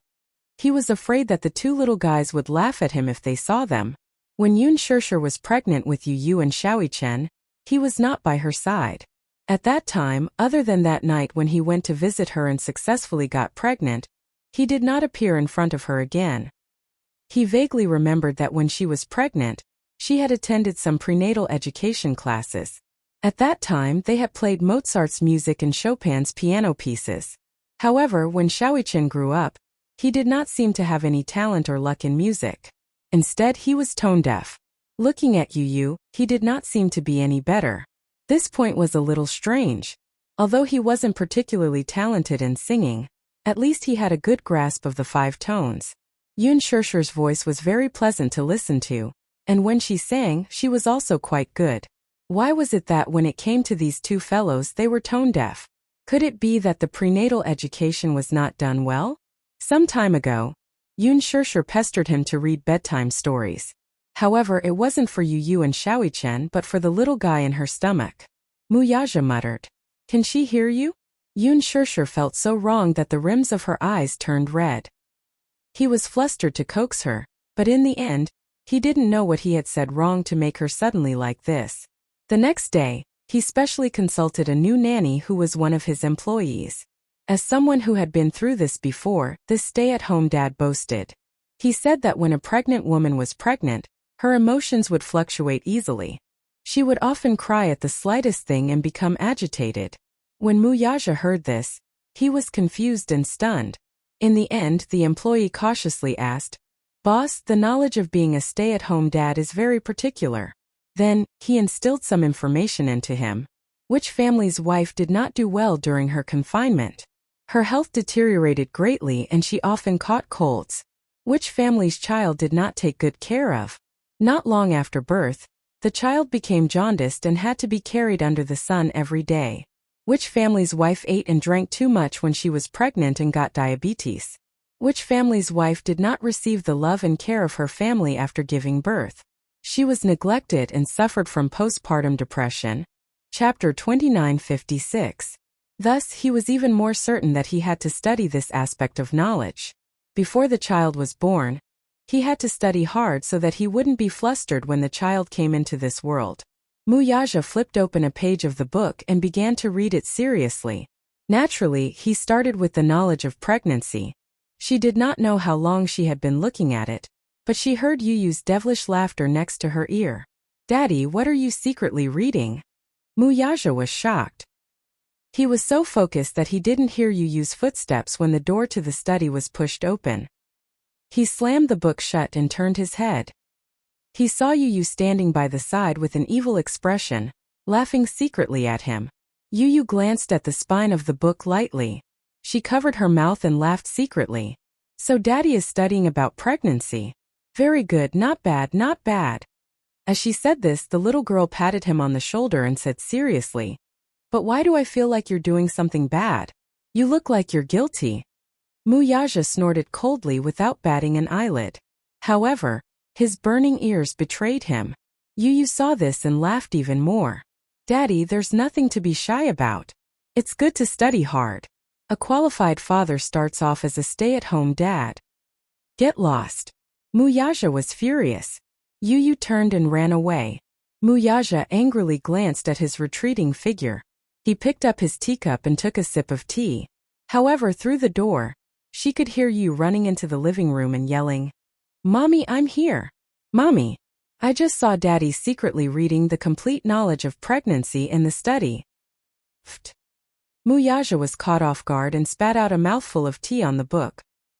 He didn't have time to wipe the tea stains off before he guiltily hid the book in the drawer. After a while, Yu and Xiaoichen held Yun Shirshir's hand and entered the study. Seeing this, Muyaja glared fiercely at Yu. However, the little boy had a sly smile. He glanced at the table and teased, "Ah, Daddy, you're so fast. You secretly hid the book." Xiaoichen also teased him. "Daddy, study hard. We're not at home and Daddy didn't go out to play. You're reading obediently at home." Daddy must be trying to learn about pregnancy so that he can be by mommy's side. Daddy, you're too sneaky's way. You're really unscrupulous in order to please mommy. The two little lads echoed each other, and Muyaja's face grew increasingly hot. He clenched his fists, cleared his throat sternly, and chided them in a low voice. Stop fooling around. Yun Shirshir pursed her lips and smiled. She asked, What are you reading? Nothing. I just heard you say that you were reading. I wasn't. Muyaja stood up immediately and walked to her side with a stiff expression. He frowned and said, Don't listen to the two children. We're not fooling around. Daddy, reading books isn't something to be ashamed of. You're not reading erotic magazines behind mommy's back. Before you could finish speaking, Xiaoichen tugged at his sleeve curiously. What's an erotic magazine? Yun Shirshir choked on her saliva. Muyaja's expression darkened. Chapter 2957. Yu and Xiaoichen looked at each other. When Muyaja wasn't paying attention, they secretly made funny faces at him and stuck out their tongues. The two little lads held hands and left. Muyaja was satisfied. He turned around and helped Yun Shirshir to the table. The latter asked curiously, What were you looking at?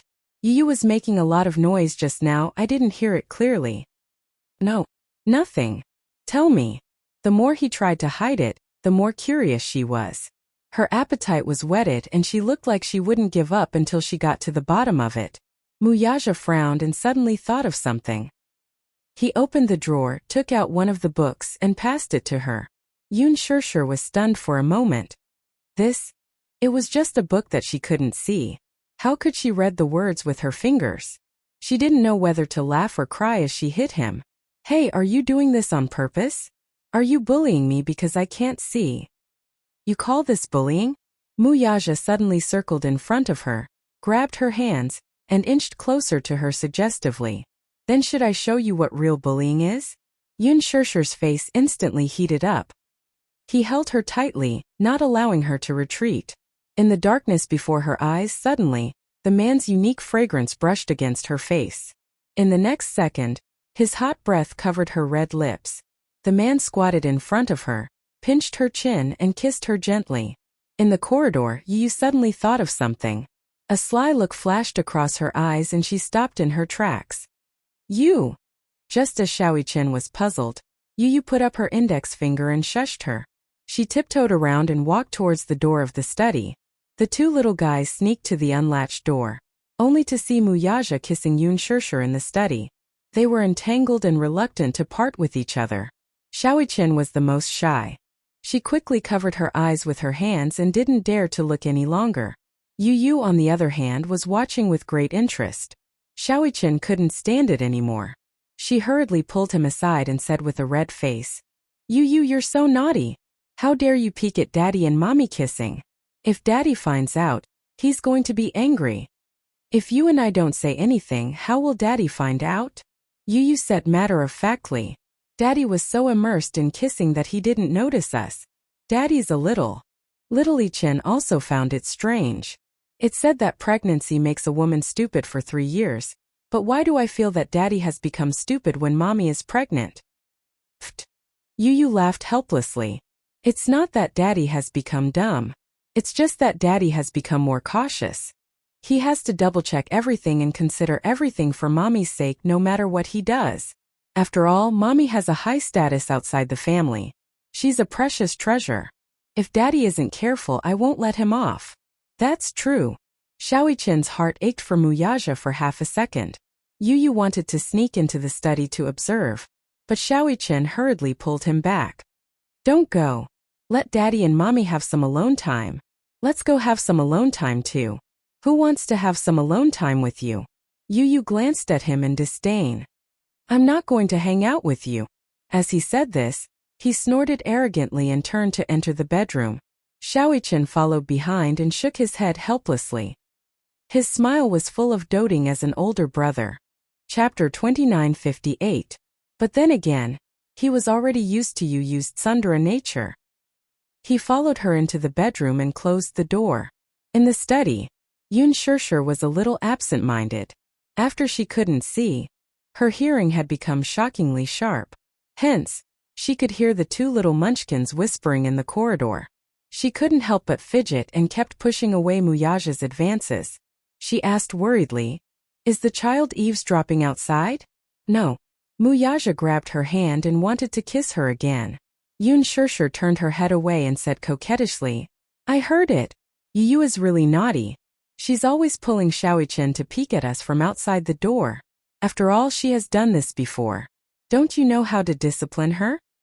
"Is this child someone I can discipline?" Muyaja retorted. "Not only is she naughty, she's also very smart. You can't discipline her." You, on the other hand. Muyaja changed the topic. Looking down at her face, he smiled and said, "My good wife, don't be distracted." As he said that, he pecked the corner of her lips gently and said a little aggrievedly, "I haven't had sex for more than a month. Even when we're kissing, you're distracted." After saying that, his handsome brows furrowed slightly, as though he wanted to say something but didn't want to. Yun Shirshir was amused by his aggrieved tone and didn't know whether to laugh or cry. "You sound so pitiful," Muyaja said sternly. "You don't know how painful it is for a man to be abstinent."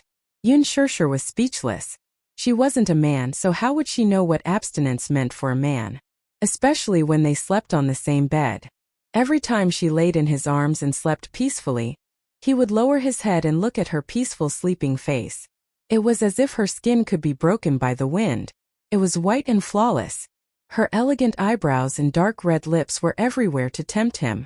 Every time this happened, his lower abdomen tightened, as though he had accumulated a lot of strength. No matter how determined he was, it was as though his rationality was about to be demonized. Previously, many experienced people had told him about this matter. In the first 3 months and the second 3 months of a woman's pregnancy, they couldn't touch her. In other words, in the 4th month, as long as they were careful and didn't use too much force, there wouldn't be a problem. But Muyaja didn't dare to touch her. He always felt that she was too weak to stand up to a gust of wind. That thin and weak body, that bulging belly, and the fact that she was pregnant with a little guy in her belly, was already not easy enough. With such a thin waist, if he didn't grab it, he didn't know if it would collapse. How could he bear to touch her? It was already very difficult for her to be pregnant. After all, he had already confirmed that the little guy in her belly was a little princess. He was even more careful and cautious. He was full of anticipation for the arrival of the little princess. In terms of bed matters, he planned to endure it and did not dare to be too indulgent. Hence, Lu Jinyu half-jokingly dragged him out to have some fun. Someone else said, "If you can't do it in bed, there are always other ways to do it." That person inexplicably leaned close to his ear and said, "For example, the mouth can do it too." This person was Jiang Xin. He always came up with a lot of bad ideas. Muyaja glared at him and chased him aside. "How dare you criticize your sister-in-law? You don't want next month's bonus anymore."